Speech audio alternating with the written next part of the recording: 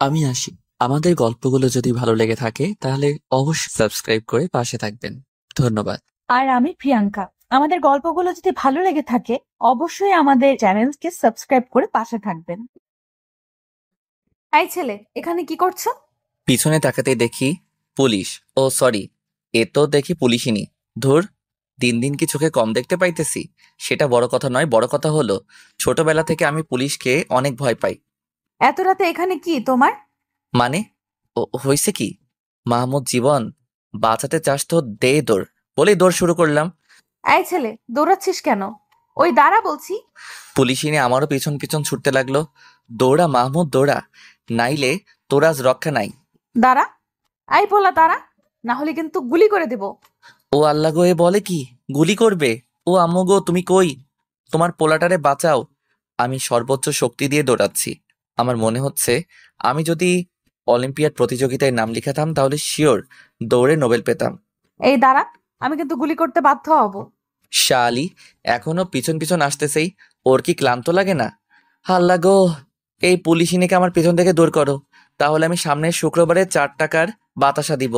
পুলিশিনী অনেক কাছে চলে এসেছে আমার, আর সামনেও একটা মোড়। লজ্জা লজ্জা, ছেলে হয়ে মেয়েদের সাথে দৌড়ে পারছি না। শালি কত জোরে দৌড়াচ্ছে। সামনের মোড় যেই না ঘুরতে যাব তখনই আমার জুতার স্লিপ খেয়ে পড়ে যায়। ও আল্লাহ গো, আমার কোমর মনে হয় গেল। এই শালা, এবার কোথায় যাবি? পুলিশিনী আমার কাছে এসে আমার কলার চেপে ধরে বলল, কিন্তু কে দেয়? পুলিশিনীর কথার উত্তর, ওরে মাগো, আমার পাটা মনে হয় ভেঙে গেছে। ও আম্মু, তুমি কই? এই শালা, চিল্লাবি না। তোর পা ভাঙে নাই, ছুলে গেছে। সত্যি তো আমার পা ভাঙে নাই, ছুলে গেছে। এবার বল, তুই আমাকে দেখে এমন করে দৌড়াচ্ছিলি কেন? আমি কিছু করিনি, আমাকে ছেড়ে দিন। আমাকে মারবেন না, দয়া করে আমাকে জেলে নিবেন না। এই একদম চুপ কর, ন্যাকা কান্না করবি না। আমি মুখে হাত দিয়ে চুপ হয়ে গেলাম।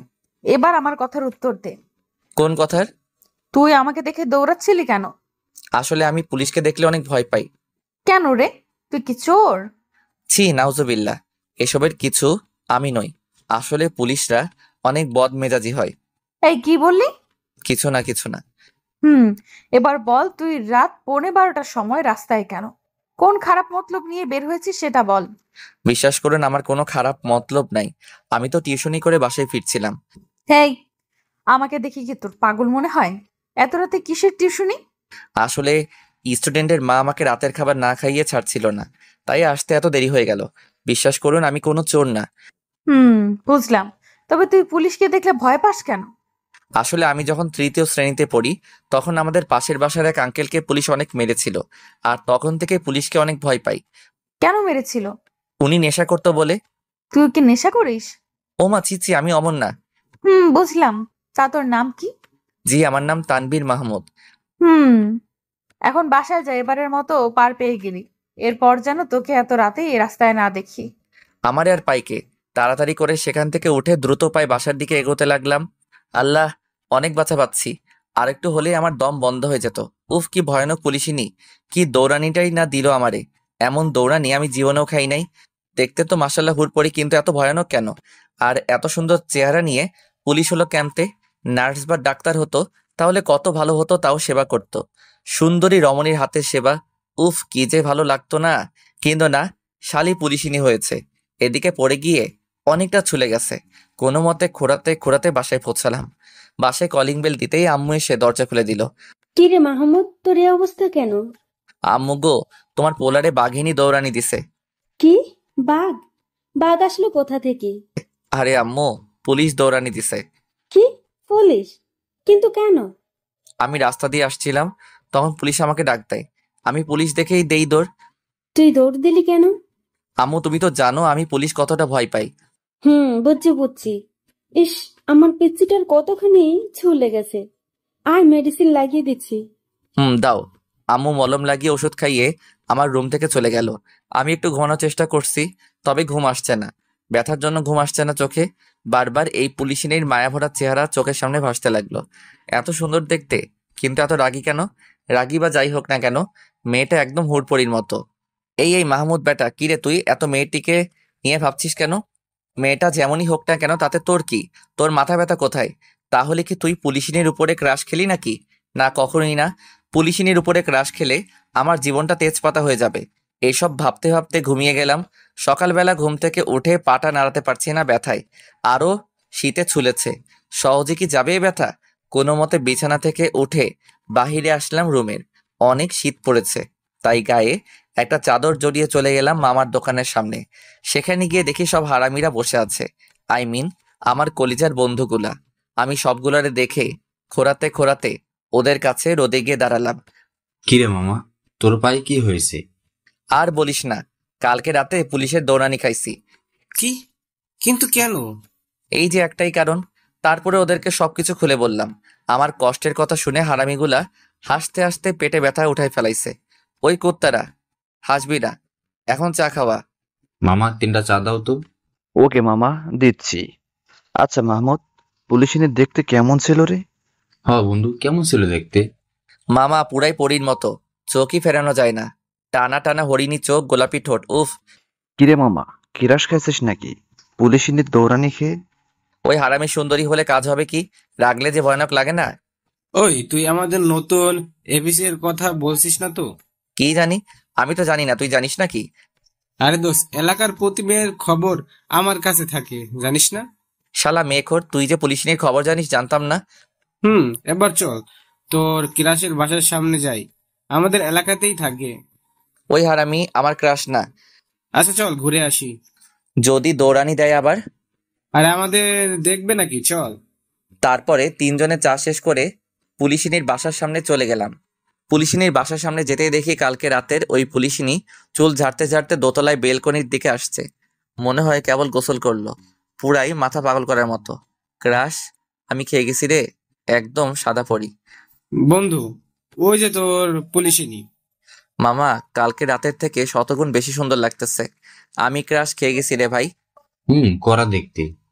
আমি রাস্তার পাশে দাঁড়িয়ে এক নজরে পুলিশিনীর দিকে তাকিয়ে আছি। হঠাৎ করে পুলিশিনী আমার দিকে তাকালো। আমি ভয়ে চোখ সরিয়ে দৌড় দিতে গেলে হুমড়ি খেয়ে রাস্তার উপরে পড়ে গেলাম।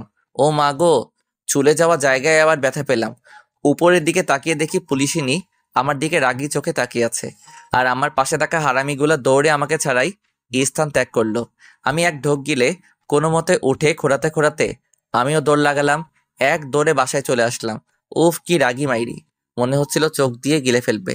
এখনকার মতো তো পালিয়ে এসেছি, কিন্তু দেখে তো ফেলেছে। না জানি পরে আবার আমার সাথে কি করে। না, খুব সাবধানে থাকতে হবে। কিন্তু বড় সমস্যা তো এটা যে আমি ওর উপরে ক্রাশ খেয়ে গেছি।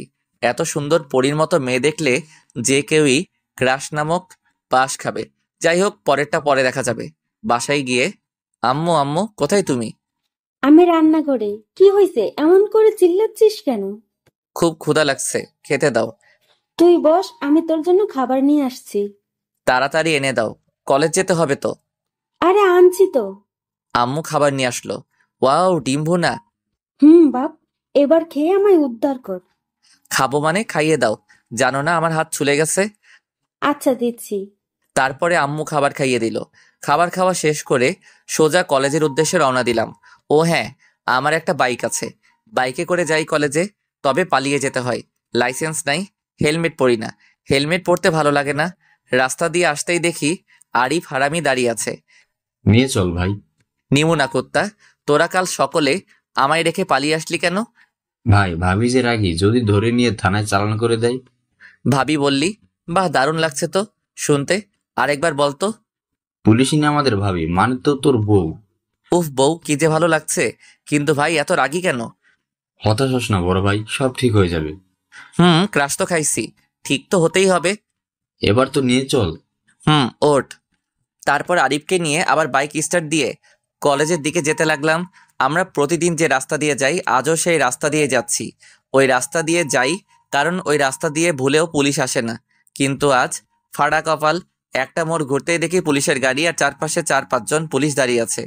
পুলিশিনীকে দেখে যখনই বাইক ঘুরিয়ে আবার পিছন দিয়ে পালাতে যাব, তখন 2টা পুলিশ এসে সামনে হাজির।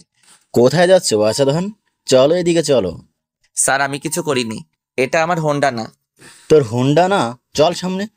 স্যার, আমাদের ছেড়ে দিন, আমরা স্টুডেন্ট। আম্মু গো, আমায় পুলিশ নিয়ে গেল, বাঁচাও। ওই চুপ করবি, না হলে কিন্তু একদম জেলে চালান করে দিব। বন্ধু তুই থাম তো, আমি দেখছি। আমি চুপ করে রইলাম।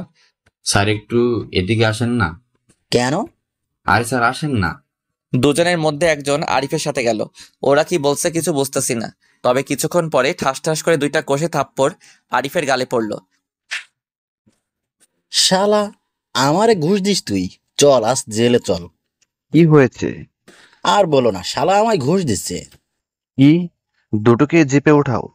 স্যার আমাকে ছেড়ে দিন, আমি জীবনেও হুন্ডা চালাবো না, এটা বলে কান্না করতে লাগলাম। কিন্তু কেডা শুনে কার কথা? আমাদের থানায় নিয়েই গেল।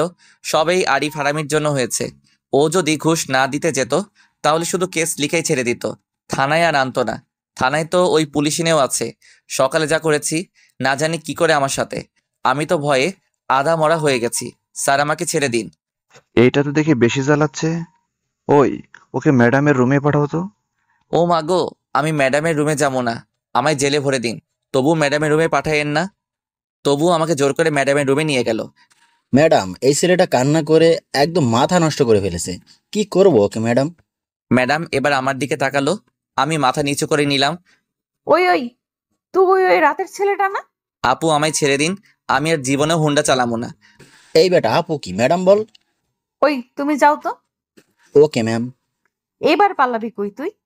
সকালবেলা আমার বাসার সামনে দাঁড়িয়েছিলি কেন? আপনাকে দেখার জন্য। এই না, আমরা তো এমনিতে হাঁটতে গিয়েছিলাম। এমনি তাই না? পুলিশের কাছে মিথ্যা বলা। এবার হাতে থাকা লাঠিটা আমার কাঁধের উপরে ধরে। আরেকদিন যদি দেখি আমার বাসার সামনে দাঁড়িয়ে থাকতে তোকে, তাহলে মেরে তোর হাড্ডি গুড্ডি ভেঙে দিব। আমি আর জীবনেও ওই গলিতে ঢুকবো না। এই কান্না থামাবি নাকি একদম জেলে ভরে দেব? লাইসেন্স ছাড়া, হেলমেট ছাড়া গাড়ি চালাচ্ছিলি কেন?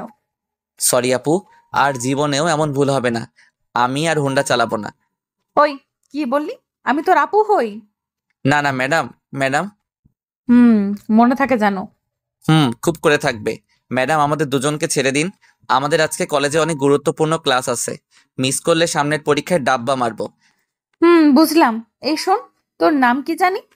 শালি নামটাও মনে রাখে না, থুক্কু। খেদি তো আমার বউ লাগে। ওই কি বললি? কিছু না ম্যাম। জি আমার নাম তানভীর মাহমুদ। যা, এবারের মতো রেহাই পেয়ে গেলি। এরপরে যদি আর কখনো আমার চোখের সামনে আসিস, যে কোনো কারণেই হোক, একদম ডিরেক্ট চালান করে দেব। আমায় আর পাইকে দৌড়ে আসতে যাব তখনই মনে পড়লো পুলিশিনীর নামই তো জানি না।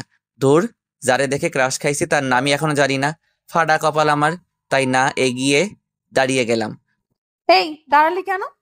কোনো কথার উত্তর না দিয়ে পিছন ঘুরে পুলিশের বুকের উপরে থাকা প্যাচটার দিকে তাকালাম।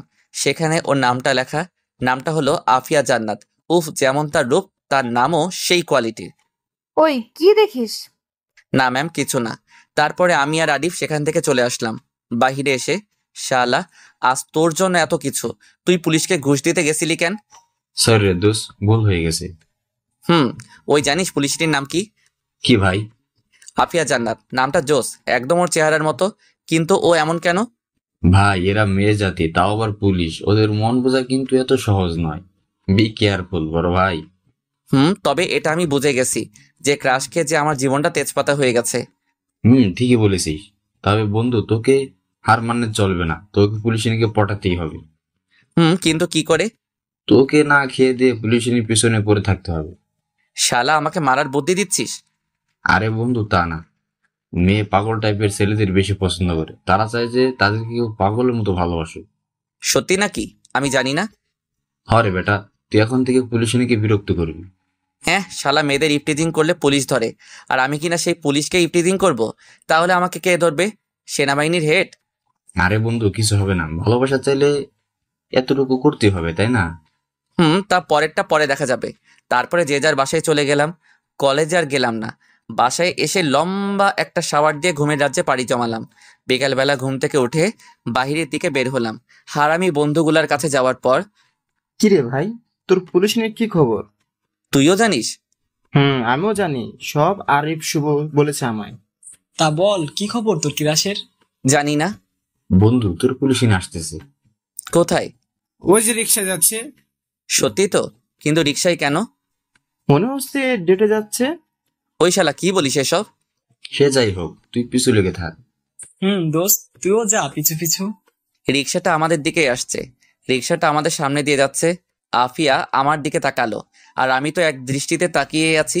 আফিয়া সেটা বুঝতে পেরে বাঘিনীর মতো রাগী চোখে আমার দিকে তাকালো, আর তাতে আমি ছোট্ট করে একটা মুচকি হাসি দিলাম। রিক্সাটা আমাদের ক্রস করে যাওয়ার সময় দেখলাম পুলিশিনী বিড়বিড় করে কি জানি বলছে। নিশ্চয়ই আমারে গালি দিতেছে। তাতে আমার কি, আমার হাতে মোটেও সময় নাই। ওই হারামির একটা রিক্সা ডাক দেখছিস না কেন? তোদের ভাবি চলে যাচ্ছে। বাহ, পুলিশিনী কি ইফটিজিং করবো বুঝতেছি না। আমার এত সাহস এলো কোথা থেকে? প্রেমে পড়েছি বলে কোনো ভয় করছে না। আমি একটা রিক্সা নিয়ে আফিয়া রিক্সার পিছন নিলাম। আমাদের রিক্সা একদম ওদের পিছনে। সেটা পুলিশিনী বুঝতে পেরেছে, তাই বারবার পিছনে তাকাচ্ছে। আর তখনই আমি অন্যদিকে তাকাচ্ছি। দেখতে দেখতে আফিয়া রিক্সাটা একটা রেস্টুরেন্টের সামনে গিয়ে থামালো। তাহলে কি সত্যি আফিয়ার বয়ফ্রেন্ড আছে? না, ব্যাপারটা আমাকে দেখতে হচ্ছে। তাই আমিও রিক্সাওয়ালাকে রেস্টুরেন্টের সামনে থামাতে বললাম। আফিয়া আমার দিকে রাগী দৃষ্টিতে রিক্সার ভাড়া দিচ্ছে ঠিকই, কিন্তু তাকিয়ে আছে আমার দিকে। আমি এদিক সেদিক তাকিয়ে আছি আর মাথা চুলকাচ্ছি। পুলিশিনী রেস্টুরেন্টের ভিতরে যেতেই আমি রিক্সার ভাড়া মিটিয়ে ওর পিছু নিয়ে ভিতরে গেলাম। কিন্তু আমি যেটা ভাবছিলাম তা নয়। আফিয়া কোনো বয়ফ্রেন্ডের সাথে দেখা বা মিট করতে আসে নাই। ও গিয়ে 3টা মেয়ের কাছে বসলো। বুঝলাম ওরা খুব ভালো বন্ধু, আর আফিয়া ওদের সাথে সময় কাটাতে এসেছে। আমিও গিয়ে একটা টেবিলে বসলাম। সেটা পুলিশিনীদের টেবিল থেকে 2টা টেবিল পিছনে। পুলিশিনীরা হাসাহাসি করছে, আর আমি পুলিশিনীর দিকে হা করে তাকিয়ে আছি। মাঝে মাঝে আফিয়া আমার দিকে রাগী দৃষ্টিতে তাকাচ্ছে, আর ওর চোখ দিয়ে বোঝাতে চাচ্ছে চলে যায় এখান থেকে। আমিও মজা নিতে লাগলাম, কিন্তু সেই মজা নিয়ে আর বেশিক্ষণ থাকলো না। হঠাৎ করে দেখলাম পুলিশিনী আমার দিকে আসছে। আমি উঠে পালানোর আগেই আফিয়া আমার সামনে চলে আসলো। কোথায় পালাচ্ছ বাছা? আরে, আপনি এখানে যে?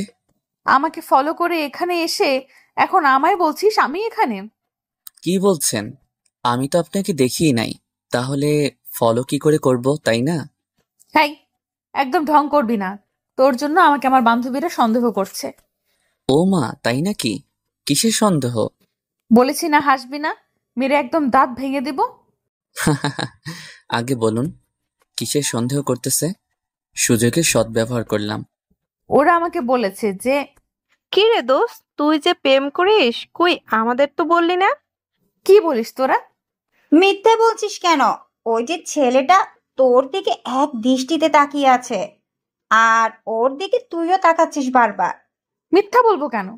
আমি তো একে চিনিই না। দোস্ত, ট্রিট দিতে হবে বলে এমন করছিস? তবে যাই বলিস না কেন, ছেলেটা কিন্তু হ্যান্ডসাম আছে, তোর সাথে মানাবে খুব। আরে বলেই দে না, বোন কবে থেকে শুরু করলি? ওফ, তোরা কি থামবি?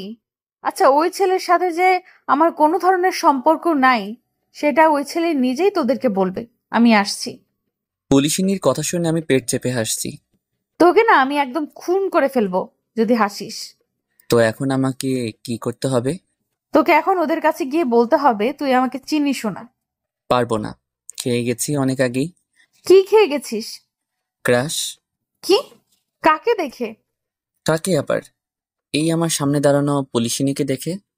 আমি তো তোকে ওয়েট, আপনার বান্ধবীরা কিন্তু সব দেখছে, বোঝে যাবে সব তারা। তোকে তো আমি পরে দেখে নিব। পরের কথা পরে দেখা যাবে। এখন যদি আমার সাথে রেগে কথা বলেন, তাহলে কিন্তু আপনার বান্ধবীদের গিয়ে বলে দিব যে আমাদের রিলেশন আছে। কি? তুই পুলিশকে থ্রেট দিচ্ছিস? তোরে তো। না, একদম রাগ করলে চলবে না। ওকে কি করলে তুই গিয়ে বলবি? মিষ্টি করে বলতে হবে, এই শুনছো, তুমি একটু ওদের গিয়ে বলবে তুমি আমাকে চিনো না। এইভাবে বলতে হবে। দেখ, তুই কিন্তু বেশি বাড়াবাড়ি করে ফেলছিস। রেগো না, ভেবে দেখো। আমি কখনোই ওভাবে বলবো না। ওকে, তাহলে আমি ওদের গিয়ে বলি যে আমাদের মাঝে রিলেশন আছে।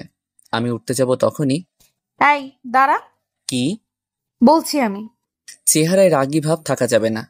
এর পরিণাম কিন্তু ভালো হবে না বলে দিচ্ছি। সেটা পরে দেখা যাবে, এখন তো বলো।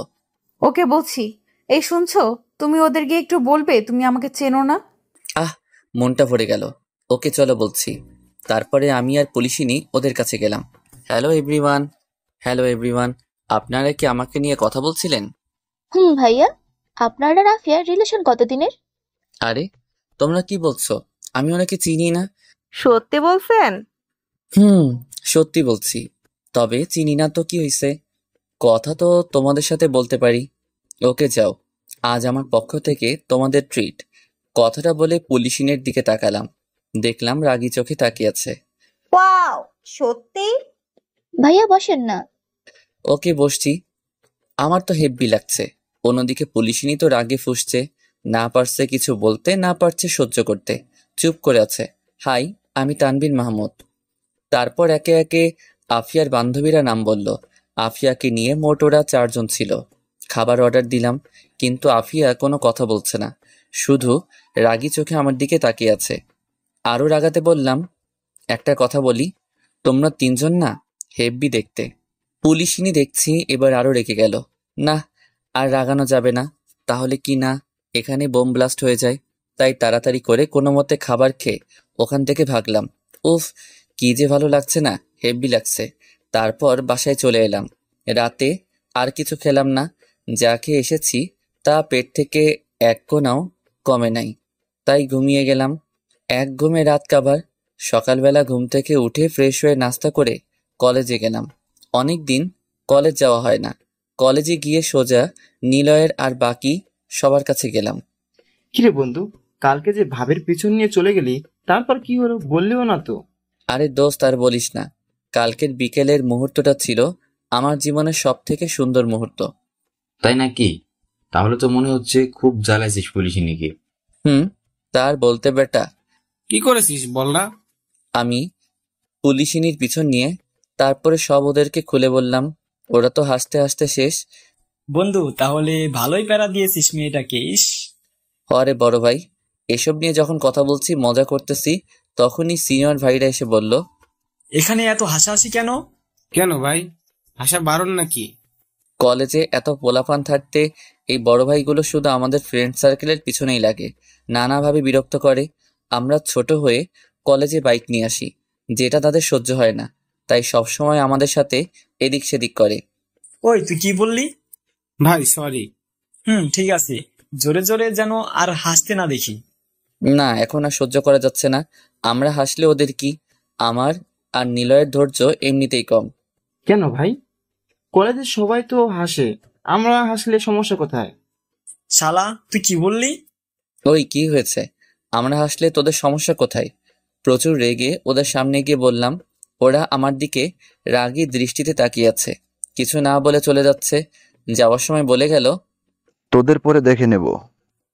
দেখে যখন নিবি তো এখনই দেখে নি, পালাচ্ছিস কেন? আমিও বুঝতে পারছি না ওরা আমাকে দেখে পালাচ্ছে কেন। কিরে বন্ধু, ওরা তোর কথা শুনে পালালো কেন? শালারা আমাকে দেখে ভয় পায় তাই। তারপর সবাই মিলে হেসে উঠলাম।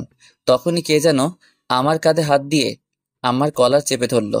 সঙ্গে সঙ্গে আমিও পিছনে ঘুরতে ঘুরতে বলতে লাগলাম, কোন হালারে? তখনই ঠাস করে আমার গালে একটা থাপ্পড় পড়ে। পিছনে তাকিয়ে দেখি পুলিশিনী দাঁড়িয়ে আছে, আর থাপ্পড়টাও ওই মেরেছে। আপনি এখানে? বলার সাথে সাথেই গালে আরো একটা থাপ্পড় পড়ল। ও মা গো, বাঁচাও আমায়! পুলিশিনীকে দেখে আরিফ, নিলয়, সিয়াম ওরা সবাই কলেজ থেকে উধাও। তোকে আজ কেউ বাঁচাবে না। আমি কি করেছি? আমার সাথে আপনি এমন করছেন কেন? তুমি বুঝতে পারছো না তুমি কি করেছো? তোকে আমি সেদিনই বলেছিলাম এর ফল ভালো হবে না। প্লিজ আমাকে ছেড়ে দিন। তুই চল আজকে থানায়, তারপরে দেখতে পারবি কি সুন্দর করে তোর আদর যত্ন করি। এই বলেই পুলিশিনী আমার কলার ধরে টানতে টানতে কলেজের বাহিরে নিয়ে যেতে থাকে। কলেজের সবাই আমাদের দিকে অবাক চোখে তাকিয়ে আছে। প্লিজ ম্যাম, আমাকে ছেড়ে দিন। সকলে দেখছে তো? দেখুক, তোকে আমি সেদিনই বলেছিলাম বেশি বাড়াবাড়ি করিস না। না, সত্যি সেদিন খুব বাড়াবাড়ি করেছি। পুলিশিনী অনেক রেগে আছে। আমাকে আর কিছু বলতে না দিয়ে সোজা থানায় নিয়ে আসলো। থানায় আসার পরে, করিম সাহেব, হাজতের দরজা খুলুন। তারপর হাজতের দরজা খোলা হলো, আমাকে ভিতরে নিয়ে গেল। প্লিজ ম্যাম, আমাকে মাফ করে দিন। আমি সেদিন অনেক বড় ভুল করে ফেলেছি, আমাকে ছেড়ে দিন। ছাড়বো তোকে অবশ্যই, তার আগে তোকে ক্রাশ খাওয়ার ঝালটা বোঝাতে হবে না? করিম সাহেবকে লাঠিটা আনতে বলল। এমন করবেন না ম্যাম, আমার সামনে এক্সাম। আমার সাথে ফাজলামো করিস, আমাকে ব্ল্যাকমেইল করার মজা তোকে বোঝাচ্ছি। একটি পুলিশ লাঠি দিয়ে গেল, আর পুলিশিনী লাঠিটা নিয়ে আমার এক পায়ে খুব জোরে একটা বাড়ি দিল। আমি সঙ্গে সঙ্গে মা গো বলে চিৎকার দিয়ে ফ্লোরে বসে পড়লাম। কিরে, এক বাড়িতেই ফ্লোরে বসে পড়লি? আরগুলা কোথায় নিবি? ওই কেউ এসে একে তুলে ধরো। প্লিজ ম্যাম, এমন করবেন না। আমি কখনো আর আপনার সামনেও আসবো না। এই চুপ, একদম জাস্ট চুপ। পুলিশিনী যে এত ভয়ঙ্কর হবে তা আগে ভাবিনি, তাও আবার এতটুকু সামান্য বিষয় নিয়ে। তারপরে কেউ একজন এসে আমার 2 বাহু ধরে তুলে ধরলো। তুলে ধরার সাথে সাথে পুলিশে নিয়ে আমার আরেক পায়ে খুব করে বাড়ি মারে। ও মা গো, দয়া করুন, আমাকে আর মারবেন না। আমাকে ইপটিজিং করা, ক্রাশ খাওয়া, খাবি ক্রাশ, নে বেশি করে খা। বলেই আমার পায়ে এলোপাতাড়ি মারতে লাগলো। শুধু পায়েই মারছে, আর অন্য কোথাও মারছে না। আহ ম্যাম, খুব লাগছে, আমাকে আর মারবেন না। বললাম তো, আমি আর কোনোদিন আপনার সামনে আসবো না। পুলিশিনী আমার কথার প্রতি উত্তরে কিছু না বলে জোরে জোরে আমাকে 3টা থাপ্পড় মারলো। তারপরে তার সর্বশক্তি দিয়ে ডান পায়ে বাড়ি মারলো, যার ফলে আমি আর দাঁড়িয়ে থাকার শক্তি পেলাম না। পা আমার অবশ হয়ে যাচ্ছে। নিজের ভর পায়ের উপরে আর ধরে থাকতে না পেরে যে আমাকে ধরে রেখেছিল তার উপরে দিয়ে দিলাম। পুলিশিনী মারছে আর আমি ওর মুখপানে তাকিয়ে আছি। আর কোনো কথা বলছি না বা জিজ্ঞেস করছি না। অনেক কষ্ট হচ্ছে। তখনই পুলিশিনী আবার ডান পায়ে যেই বাড়ি দিল, মনে হচ্ছে পাটা কেউ কেটে নিয়ে গেছে। ম্যাম, দয়া করুন, পাটা হয়তো ভেঙে গেছে। আমাকে যে ধরে রেখেছিল তার হাত পা রীতিমতো কাঁপাকাঁপি শুরু হয়ে গেছে। পুলিশিনী এবার মারা থামিয়ে আমার দিকে তাকিয়ে, আপনার দোহাই লাগে, আর মারবেন না, আমি আর কখনো আপনার সামনে আসবো না। পাশ থেকে একটা পুলিশ বলল, ম্যাম, ওকে ছেড়ে দিন, ওর পা মনে হয় ভেঙে গেছে। পুলিশিনী হাতের ইশারায় আমাকে যে ধরেছিল তাকে সরে যেতে বলল। সে ছেড়ে দেয়ায় আমি ফ্লোরে শুয়ে পড়লাম আর পা ধরে কান্না করতে লাগলাম। ম্যাম, এটাকে কি করব এখন? ওর বন্ধুদের ফোন করে ওকে নিয়ে যেতে বলো। পুলিশিনী আর কিছু না বলে চলে গেল। আর পাশে থাকা পুলিশের মধ্যে একজন এসে আমার পকেট থেকে মোবাইল বের করে শুভর নাম্বার ডায়াল লিস্টে আগে পেয়েই ওকেই ফোন দিল আর আমাকে নিয়ে যেতে বলল। কিছুক্ষণ পরে ওরা থানায় আসলো। আমাকে জেলের মধ্যে পড়ে থাকতে দেখে দৌড়ে আমার কাছে আসলো। মাহমুদ, তোর এই অবস্থা কেন? দোস্ত, আমাকে এখান থেকে নিয়ে যা, আমি আর সহ্য করতে পারছি না। শোনো, তোমাদের বন্ধুর ডান পা ভেঙে গিয়েছে, ওকে হাসপাতালে নিয়ে যাও। প্লিজ আমাকে নিয়ে চল। তারপর ওরা আমাকে উঠে দাঁড় করালো। শুভ আর সিয়াম ওদের কাঁধে আমার 2 বাহু রেখে ভর করালো। আর আরিফ, নিলয় আমাকে আধো কোলে করে ধরে বাহিরে নিয়ে যেতে লাগলো। বের হয়ে যাওয়ার সময় পুলিশিনীকে দাঁড়িয়ে থাকতে দেখলাম। পুলিশিনীকে দেখে নিলয় বলল, ম্যাডাম, এই সামান্য একটা বিষয়ের জন্য যেটা করেছেন সেটা কি ঠিক করেছেন? সামান্য একটা বিষয়ের জন্য ওকে এমন করে মারলেন? আপনি মানুষ না অন্য কিছু? অপরাধ করেছে, তাই তার শাস্তি পাইছে। কি অপরাধ ছিল ওর? ভালোবাসা কি অপরাধ? ভালো যখন আপনি বাসেন নাই তাহলে বলে দিতেন, এর জন্য এভাবে মারতে পারলেন? ওই তোরা চুপ করবি? আমাকে মাফ করে দিয়েন, আমি আর কোনো দিন আপনাকে বিরক্ত করব না, কখনো আপনার সামনে আসব না। এই বলে আমরা ওখান থেকে চলে আসলাম। আমাকে হাসপাতালে নিয়ে গেল ওরা। তারপর এক্স-রে করে বোঝা গেল সত্যি সত্যি আমার ডান পা ভেঙে গেছে। ডাক্তার চেক আপ করে ব্যান্ডেজ করে দিল। তারপরে আম্মুকে খবর দেওয়া হলো। আম্মু তো শুনেই কান্না জুড়ে দিয়েছে। নিলয়রা অনেক সান্ত্বনা দিল আম্মুকে। আম্মু বলল, কিরে বাবা, তোর এমন হলো কি করে? আরে আম্মু, বেশি কিছু হয় নাই তো, শুধুমাত্র বাইক থেকে পড়ে গিয়ে ডান পাটা ভেঙে গেছে। তোকে আমি কত করে বলি হোন্ডা দেখে চালাবি, কিন্তু তুই তো আমার কথা শুনিসই না। আম্মু, তুমি শুধু শুধু চিন্তা করো না, ঠিক হয়ে যাব আমি। তুমি এখন আমার জন্য খাবার নিয়ে আসো, খুব ক্ষুধা লাগছে। আর ডাক্তার বলেছে কাল রিলিজ করে দিবে আমায়। ওকে, যাচ্ছি, তুই একটু অপেক্ষা কর।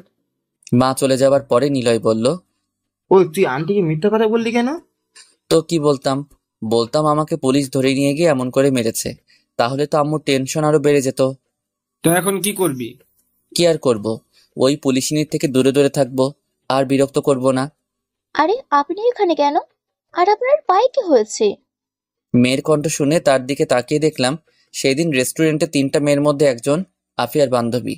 আরে আপনি এখানে, ভালো আছেন? আমি ভালো আছি।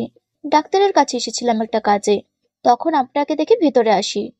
ও আচ্ছা, এই যে পরিচিত হন, এ হলো আমার 4 বন্ধু শুভ, আরিফ, নিলয় আর সিয়াম। আর তোরা শোন, এ হলো আফিয়ার বান্ধবী। হাই, তবে আপনি আমাকে বলবেন প্লিজ আপনার পায়ে কি হয়েছে? ভেঙে গেছে। কিন্তু কি করে? কি করে আবার আপনার বান্ধবী মেরে পা ভেঙে দিয়েছে? ওই চুপ কর। তুই চুপ কর, আমাকে বলতে দে। কি? আফিয়া এসব করেছে? কিন্তু কেন? কেন আবার? আপনার বান্ধবীকে ভালোবাসে বলে, সেদিন আপনার সাথে রেস্টুরেন্টে মজা করেছে বলে। কি? আপনারা কি বলছেন এসব? বিশেষ না হলে আপনার বান্ধবীকে ফোন করে জিজ্ঞেস করে নিতে পারেন। ওই তোরা থামবি? ভাইয়া আপনি থাকেন, পরে এসে আপনার সাথে দেখা করে যাব। আমি আসছি আজ। মেয়েটি এ বলে বাহিরে চলে গেল। বাহিরে গিয়ে আফিয়াকে ফোন দিল। হ্যালো, হ্যাঁ দোস্ত বল। আফিয়া, তুই এটা করলি কি করে? আমি আবার কি করেছি? তুই ছেলেটাকে মারিস নাই, শুধু ওর পাটাও ভেঙে দিয়েছিস। তুই তো অমানসিকতার পরিচয় দিয়েছিস। কি করব বল, তখন অনেক রেগেছিলাম। তুই চুপ কর। আর ছেলেটা তো কোনো দোষ করছিল না, ও তো শুধু তোকে ভালোবেসেছিল। আর ভালোবাসা তো দোষের কিছু নয়। তোর ভালো লাগে না, এটা অন্য ব্যাপার। তুই ওকে কাছে ডেকে বুঝিয়ে বলে দিতেই পারতিস, কিন্তু তুই তা না করে ওকে পশুর মতো মেরেছিস। আফিয়া, তুই তো বলতিস তোর একজন ভালোবাসার মানুষ দরকার, যে তোকে বুঝবে, যে তোকে সবসময় ভালোবাসবে। আর ছেলেটা দেখতেও তো ভালো ছিল, তাহলে এভাবে মারলি কেন? তুই এত কঠোর মনের সেটা জানতাম না রে। আর পুলিশেরা অন্যায়কারীকেও এমন করে মারে না। আফিয়া নুসাইবার কথার উত্তরে কিছু না বলে ফোন কেটে দিল।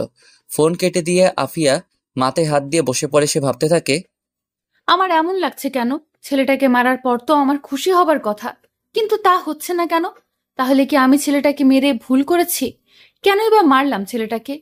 ওর তো কোনো দোষ ছিল না। ও তো আমাকে শুধু ভালোবাসতো। আমাকে ভালোবাসতে তো জোর করতো না। না, রাগের মাথায় অনেক বড় একটা অন্যায় করে ফেলেছি। এখন আমার কি করা উচিত? কিছুই আমার মাথায় আসছে না। আল্লাহ, আমি তো কিছুই বুঝতে পারছি না কি করব এখন। কিছুক্ষণ এইভাবেই মাথায় হাত দিয়ে আফিয়া বসে থাকে। তখন পাশ থেকে এক কনস্টেবল বলে, ম্যাডাম, আপনার কথা মতো হাসপাতালে গিয়েছিলাম। ও, তুমি এসেছো? তা ছেলেটার কি খবর? ওর ডান পায়ের হাড্ডি অনেক বাজেভাবেই ভেঙেছে। ওকে, তুমি এখন যাও। এখন আফিয়ার কিছুই ভালো লাগছে না। ও আর থানায় না থেকে বাসায় চলে গেল। বাসায় গিয়ে রুমের দরজা লাগিয়ে আমাকে মারার কথাগুলো চিন্তা করতে থাকে। আর এদিকে হাসপাতালে তোর হুন্ডা আমি বিক্রি করে দিব। আম্মু, এসব কি বলছো তুমি? আমি ঠিকই বলেছি। তাহলে আমি কলেজ যাব কি করে? আমি রিক্সা ঠিক করে দিব, তোকে কলেজে দিয়ে আসবে, ও নিয়ে আসবে। আরে আম্মু, কিছু হবে না, তুমি শুধু শুধু চিন্তা করছো। না, আমি যেটা বলেছি সেটাই। তোর কিছু হয়ে গেলে আমি কি নিয়ে বাঁচবো বল? আমার লক্ষ্মী আম্মু, আমি প্রমিস করছি আর কখনো জোরে হোন্ডা চালাবো না। মনে থাকবে তো? আম্মু, খুব করে মনে থাকবে। দাও, এবার খাইয়ে দাও তো। আয়। আর তোকে বাসায় যেতে দিবে কবে? কালকে বিকেলে। তোর ঠিক হতে কতদিন লাগবে? সম্পূর্ণ ঠিক হতে প্রায় 2 মাস লাগবে। তাহলে তোর কয়েকদিন পরে যে এক্সাম। কিছু হবে না, আমি প্রিন্সিপালকে ফোন করে সব খুলে বলেছি। স্যার বলেছে তোমাকে আসতে হবে না, তুমি ঠিক হয়ে কলেজে এসো। তাহলে ঠিক আছে। রাতে আম্মু ঘুমিয়েছিল আমার পাশে। আমার ঘুম হয় নাই তেমন, ব্যথা করছিল বলে। যাই হোক, সকালবেলা পুলিশিনীর বাসার নিচে পুলিশিনীর 3 বান্ধবী ওকে ফোন দিয়েই যাচ্ছে। হ্যালো, বাসার নিচে আয়। আর হ্যাঁ, সিভিল ড্রেসে আসবি কিন্তু। কেন? আরে, আসতে বলেছি, আসবি। এত প্রশ্ন কেন করছিস? আচ্ছা, আসছি। 10 মিনিট পরে আফিয়া ওদের বাসার নিচে এলো। কি ব্যাপার, তোরা এত সকালে এখানে কেন? তোর ভুলের জন্য। আফিয়া বুঝতে পেরে মাথা নিচু করে নিল। মন খারাপ করে আর কি হবে, এখন চল আমাদের সাথে। আফিয়া বুঝতে পারে ওর বান্ধবীরা ওকে আমার কাছে নিয়ে আসবে আর ওকে দিয়ে সরি বলাবে। আফিয়া ওদের কথা মতো মাথা নিচু করে গাড়িতে উঠে বসলো। গাড়ি চলতে শুরু করলো।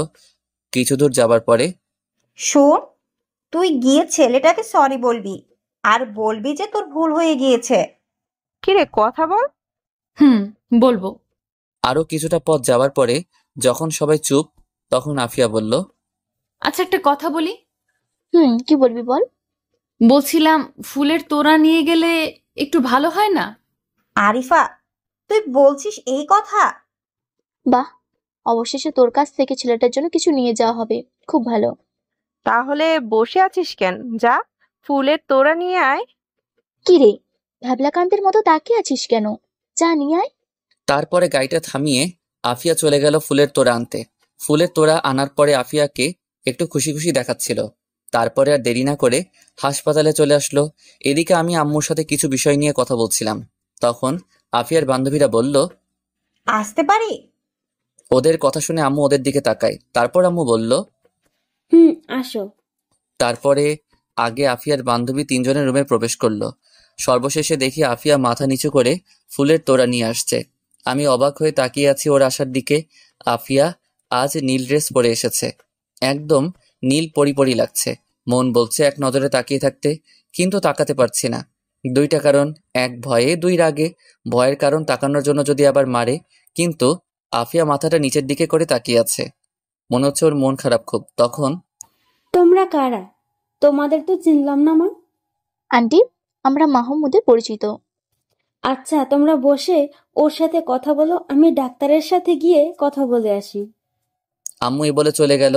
আফিয়া মাথা নিচু করে সবার পিছনে দাঁড়িয়ে আছে।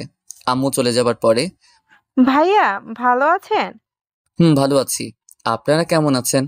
জি, আমরাও ভালো আছি। শুরু কর, এবার বল গিয়ে। আফিয়ার সামনে থেকে ওর 3 বান্ধবী সরে গেল। পুলিশিনী মাথা নিচু করে আছে। কি রে বল। অপরাধী চোখে আফিয়া আমার দিকে তাকালো, আর আমি তো অপলক দৃষ্টিতে তাকিয়ে আছি। সত্যি আজকে অনেক সুন্দর লাগছে পুলিশিনীকে। এক নজরে তাকিয়ে থাকতে ইচ্ছে করছে। ওকে দেখার পরে আমার রাগ, অভিমান কোথায় যে হারিয়ে গেছে সেটা অজানা। সরি। আরে আপনি সরি বলছেন কেন? আমি অন্যায় করেছি তাই মেরেছেন। আমার ভুল হয়ে গিয়েছে, প্লিজ মাফ করে দাও। পুলিশিনীর মুখ থেকে তুমি শুনে কেমন জানি অনুভূতি হতে লাগলো। ভাইয়া, আফিয়া ওর ভুল বুঝতে পেরেছে, তাই বলছিলাম প্লিজ ওকে মাফ করে দিন। হ্যাঁ ভাইয়া, প্লিজ। ওকে মাফ করে দিলাম। সত্যি? নাও, এটা তোমার জন্য। ফুলের তোড়াটা আমাকে দিয়ে ধন্যবাদ। যতই নরম হও না কেন লাভ নেই, আমি তোমার শত শত হাত দূরে থাকবো। পুলিশিনীর মনের মধ্যে কি চলছে জানি না, কিন্তু আমি ওর ধারে কাছেও যাব না। যদি এত তাড়াতাড়ি সব ভুলে যাই, তাহলে সুদে আসলে শোধ নেওয়া হবে না। দেখ এবার, যাকে এত মারলি তাকে বলার সাথে সাথে সবকিছু ভুলে গিয়ে তোকে মাফ করে দিই। আরে কি বলছো তোমরা? ঠিকই বলছি। সত্যিই আমি অনেক খারাপ করে ফেলেছি। আরে ও কোনো ব্যাপার না, আমি কিছু মনে করি নাই। শালি মেরে এখন আদি খেতা দেখাতে আসছে। মনে মনে এসব বলছি, তখনই হঠাৎ আম্মু রুমে আসলো। আন্টি, ওকে কবে বাসায় নেবেন? আর ঠিক হতে কতদিন লাগবে? 2 মাস লাগবে ঠিক হতে, আর আজ বিকেলেই বাসায় নিয়ে যাব। মা, তোমরাই ওকে একটু বুঝাও। দেখো না, ফোনটা চালাতে গিয়ে পাটা ভেঙে ফেলেছে। আমার কথা তো শোনেই না। আচ্ছা আন্টি, বোঝাবো। আন্টি, তাহলে আজ আমরা আসি? তো আমাদের বাসায় একদিন এসে ঘুরে যেও। আচ্ছা আন্টি। সকলে আম্মুর কথা শুনে আমার দিকে তাকিয়ে আছে। কারণটা হলো আমি আফিয়ার মারার কথা না বলে বলেছি বাইক থেকে পড়ে গিয়ে পা ভেঙেছি। আফিয়াও আমার দিকে অবাক চোখে তাকিয়ে আছে। ওরা বাহিরে যাবার পরে, দেখেছিস ছেলেটাকে তুই মেরেছিস? সে কথা না বলে বলেছে হোন্ডা থেকে পড়ে গিয়ে পা ভেঙে গিয়েছে। দেখেছিস কত ভালো ছেলেটি। ছেলেটি যদি তোকে ভালো না বেসে আমাকে ভালোবাসতো, তাহলে ওকেই আমি বিয়ে করতাম। রাগিস কেন? আচ্ছা চল বাসায় যাই। আমাকে বিকালে হাসপাতাল থেকে রিলিজ করে দেবার পরে বাসায় নিয়ে আসা হয়। দেখতে দেখতে 2 মাস কেটে যায়। এখন আমি সম্পূর্ণ সুস্থ। 15 দিন আগে গিয়েছিলাম ডাক্তারের কাছে ড্রেসিং করাতে। তবে এতদিন বাসায় থাকতে থাকতে বোরিং হয়ে গেছি। সিদ্ধান্ত নিলাম আজ কোথাও বের হব, কিন্তু যাব কিভাবে? 1, আম্মু এখনো বাইরে যেতে দিবে না। 2, বাইক তো নিতেই দিবে না। তারপর আম্মুকে 9-6 অনেক কিছু বুঝিয়ে বিকেলবেলা বাইক নিয়ে আমি আর আরিফ বের হলাম। আর হ্যাঁ, এই 2 মাসে আমার বাইকের লাইসেন্স করিয়ে নিয়েছি, ড্রাইভিং লাইসেন্সও করিয়েছি। আমরা দুজনে যাচ্ছি, হঠাৎ করে দেখি কিছু দূরে পুলিশ গাড়ি চেকিং করছে। আফিয়াও আছে। আমরা কাছে যেতেই একটা পুলিশ আমার বাইক থামালো। হেলমেট তো পরেছো, এবার গাড়ির কাগজপাতি দেখাও, ড্রাইভিং লাইসেন্স দেখাও। আমরাও সাথে সাথে গাড়ি থেকে নামলাম, আর আমাদের দেখা মাত্রই আফিয়া আমাদের দিকে এগিয়ে আসলো। ওনাদের যেতে দিন। Okay ma'am. ওই তোমরা যাও, কাগজপাতি দেখাতে হবে না। তবে আমি কোনো কথা না শুনে বাইকের সিট খুলে কাগজপাতি বের করলাম। ওই তোমাদের কি বলা হলো? গাড়ির লাইসেন্স কিছু দেখাতে হবে না। আফিয়া আমার দিকে তাকিয়ে আছে, কিন্তু আমি ওর দিকে একবারও তাকাই নাই। এই নিন আমার বাইকের কাগজ আর আমার ড্রাইভিং লাইসেন্স। তারপরে পুলিশটা আমার কাগজপাতি চেক করে বলল কোনো সমস্যা নাই। আমরা আর কোনো কথা না বলে সেখান থেকে চলে আসলাম। চলে আসার সময় দেখলাম আফিয়া আমার দিকে তাকিয়েছিল। তবে আমি দেখেই সাথে সাথে চোখ ঘুরিয়ে সেখান থেকে চলে আসি। এত সহজে সবকিছু ভোলা যাবে না। যাই হোক, বাসার দিকে আসতে আসতে রাত 10টা বাজলো। অনেকদিন পরে বেরিয়েছি তো, তাই আড্ডা দিতে দিতে অনেক রাত হয়ে গিয়েছে, যে কখন টেরও পাই নাই। শীতের রাত, 10টা মানে অনেক রাত। সব দোকানপাট বন্ধ হয়ে গেছে অলরেডি। আমি আর আরিফ বাইক নিয়ে আসতেছি, রাস্তা খালি ফুল স্পিডে আসছি। তখন সামনে নজর গেল, দেখলাম এখনো পুলিশিনীর গাড়ি ওখানে দাঁড়ানো। আমি বাইক স্লো করে চালিয়ে ওর গাড়ির কাছে আসতেই ওকে গাড়ির সামনে দেখতে পেলাম না। তবে গাড়ির ওপাশ থেকে শব্দ আসতেছে। বাঁচাও, বাঁচাও, কে আছো, আমাকে বাঁচাও প্লিজ। আমার কানে শব্দটা আসা মাত্রই জোরে বাইক টেনে গাড়ির বিপরীতে এসে দেখি 3টা যুবক একটা মেয়েকে জোর করে কোথাও নিয়ে যাওয়ার চেষ্টা করছে। তবে মেয়েটার মুখ দেখা যাচ্ছে না, গাড়ির ভিতরে অন্ধকার। ওই কে রে ওখানে? আমি আর আরিফ গাড়ি থেকে দ্রুত নামতে নামতে কথাটা বললাম। আমাদের কথা শুনে যুবক 3জন দৌড়ে পালালো। তখন গাড়ির অন্ধকার থেকে আফিয়া বের হয়ে আসলো। আমি আর আরিফ তো ওকে দেখে অবাক। আফিয়াকে দেখে আমি উল্টো দিকে ঘুরে দাঁড়াই। আপনি এখানে? আসলে আমার পিস্তলটা ভুলে বাসায় রেখে এসেছি, আর থানায় অনেক কাজ থাকায় বাসার দিকে ফিরতেও দেরি হয়ে যায়। আর মাঝপথে ওই জানোয়ারগুলো আমার সাথে। বুঝলাম। আরিফ চলে আয়। আরিফ বাইকে উঠলেই চলে আসতে যাব, তখনই আসলে বলতে চাচ্ছিলাম আমার গাড়ির চাকাটা ওরা লিক করে দিয়েছে। আমরা তাকিয়ে দেখলাম সত্যি গাড়ির চাকা লিক। আমরা গাড়ি থেকে নামলাম। আফিয়া মাথা নিচু করে দাঁড়িয়ে আছে। আরিফ, তুই বাইক নিয়ে যা, গিয়ে ওনাকে নামিয়ে দিয়ে আয়। বন্ধু তুই যা, আমি এখানেই থাকি। তোকে যা বলেছি তুই তাই কর, এত বেশি কথা বলিস কেন? ওকে। আরিফ বাইক স্টার্ট দিয়ে দেয়। আসুন ম্যাম। আফিয়া বাইকে না উঠে আমার দিকে তাকিয়ে আছে। বন্ধু আমার থেকে তুই ম্যামকে নিয়ে গেলে ভালো হতো। আমি রাগী লোক নিয়ে আফিয়ার দিকে তাকালাম। বন্ধু তুই নামিয়ে দিয়ে আয়, আমি এখানে আসি। তারপরে আমি কোনো কথা না বলে বাইকে উঠে বাইক স্টার্ট দিলাম, কারণ আমি না গেলে আফিয়া যাবে না। তাই মাইন্ডকার চিপায় পড়ে যাচ্ছি। আমি বাইক স্টার্ট দিতেই পুলিশিনী এসে বাইকে বসলো, উঠে আমার কাঁধে হাত রাখলো। আমি বাইক চালাতে শুরু করলাম। কিছুক্ষণ পরে আফিয়াদের বাসার সামনে এসে গেলাম। এতটা পথ কেউ কারোর সাথে কথা বলিনি। তবে আফিয়া গাড়ি থেকে নামার পরে, আপনি কি আমাকে এখনো মাফ করতে পারছেন না? তা হবে কেন, অনেক আগেই তো সবকিছু ঠিক হয়ে গেল। তাহলে আমার সাথে এমন করছেন কেন? সরি, আমি বুঝলাম না কেমন করছি আমি আপনার সাথে। পুলিশিনী কিছু না বলে আমার দিকে তাকিয়ে রইল। কি হলো, কথা বলছেন না যে? না, কিছু না, তবে আপনাকে অনেক ধন্যবাদ আমাকে সাহায্য করার জন্য। কথাটা বলে আফিয়া বাসার ভিতরে চলে গেল। যাওয়ার আগে দেখলাম আফিয়ার চোখে পানি। আমি আর সেখানে দাঁড়িয়ে না থেকে বাইক ঘুরিয়ে চলে আসলাম। কিন্তু একটা জিনিস আমাকে খুব ভাবাচ্ছে, আফিয়ার চোখে পানি দেখলাম কেন? তাহলে কি আফিয়া আমাকে ভালোবেসে ফেলেছে, নাকি অপরাধ বোধগুলো জেগে ওঠার কারণে এমনটা করেছে? জানি না মেয়েদের মনে কি চলে, সেটা কেবল সে আর আল্লাহই জানে। আমি আরিফের কাছে আসতেই, কিরে তোর পুলিশিনীকে নামিয়ে দিয়েছিস? কিন্তু ওর চোখে পানি দেখলাম কেন? তারপরে আরিফকে সবকিছু খুলে বললাম। মামা কেস খেয়ে গেছে। মানে কি বলছিস? মানে পুলিশিনী তোর প্রেমে হাবুডুবু খাচ্ছে। কি? তা হতেই পারে না। হয়তো ওর নিজের মনে অপরাধের অনুশোচনা জেগে উঠেছে, তাই এমন করেছে। না, তা এমন হতেই পারে না, হওয়ার কোনো চান্সই নেই। সত্যি বলছিস? আমি সত্যি বলছি, বিশ্বাস না হলে প্রমাণ নিয়ে দেখবি। তা তো দিতেই হবে, কারণ মেয়েদেরকেও বুঝতে পারে না ওদের মনের মাঝে কি চলে। ওকে, তাহলে তুই কালকে থেকে আবার পুলিশিনীকে পিছু নিবি। কি? আমাকে আবার মায়ের খাওয়ানোর ধান্দা? আরে না, শোন, আগে যখন পুলিশিনী পিছু নিতি তখন কি করতো, তোর দিকে রাগি চোখে তাকাতো। কিন্তু এখন পিছু নিবি, কারণ দেখবি তোর দিকে কি রাগি চোখে তাকায় না মুখে মুচকে হাসি নিয়ে তাকায়। সত্যি? বিশ্বাস না হলে ট্রাই করে দেখতে পারিস। ওকে ধরলাম, ও রাজি হয়ে গেল। কিন্তু আমার মনের ঝাল তো মিটবে না। কি মারটাই না মেরেছে, ও মা গো। সমস্যা নাই, বিয়ের পরে সব সুদে আসলে মিটিয়ে নিবি। তা অবশ্য ভুল বলিস নাই। ওকে বিয়ের পরে বেড়া দিতেই থাকবো। তা তোর ইচ্ছে বিয়ের পরে বেড়া দিবি নাকি সারাদিন রোমান্স করবি সেটা তোর উপর নির্ভর করবে। তবে কালকে যদি মুচকে হাসি দেয় তোকে দেখে, তাহলে আমার কাছে চলে আসিস। ওকে দোস্ত, তাই করব। তারপরে আরিফকে ওর বাসায় নামিয়ে দিয়ে আমি বাসায় আসলাম। আম্মু খেতে দিল, খেয়ে পাড়ি জমালাম ঘুমের রাজ্যে। সকালে ঘুম থেকে উঠে নাস্তা করে আগে ভাগেই একটু স্টাইল দিয়ে ফিটফাট হয়ে বাইক নিয়ে বের হলাম। মেইন কারণ আফিয়ার কাছে যাব। তবে তার আগে শুভ আরিফ ওদের কাছে গেলাম। বন্ধু তোকে তো আজকে নায়কের মতো লাগছে। আজ যদি তোকে এই অবস্থায় পুলিশিনী দেখতো, সত্যি সত্যি তোকে পোজ করে দিত। তাই নাকি? তো বল, পুলিশিনী কোথায়? দেখলাম মন্ত্রীর বাসার সামনে। কেন? শুনেছিলাম মন্ত্রীর ওখানে নাকি বড় একটা সমাবেশ আছে।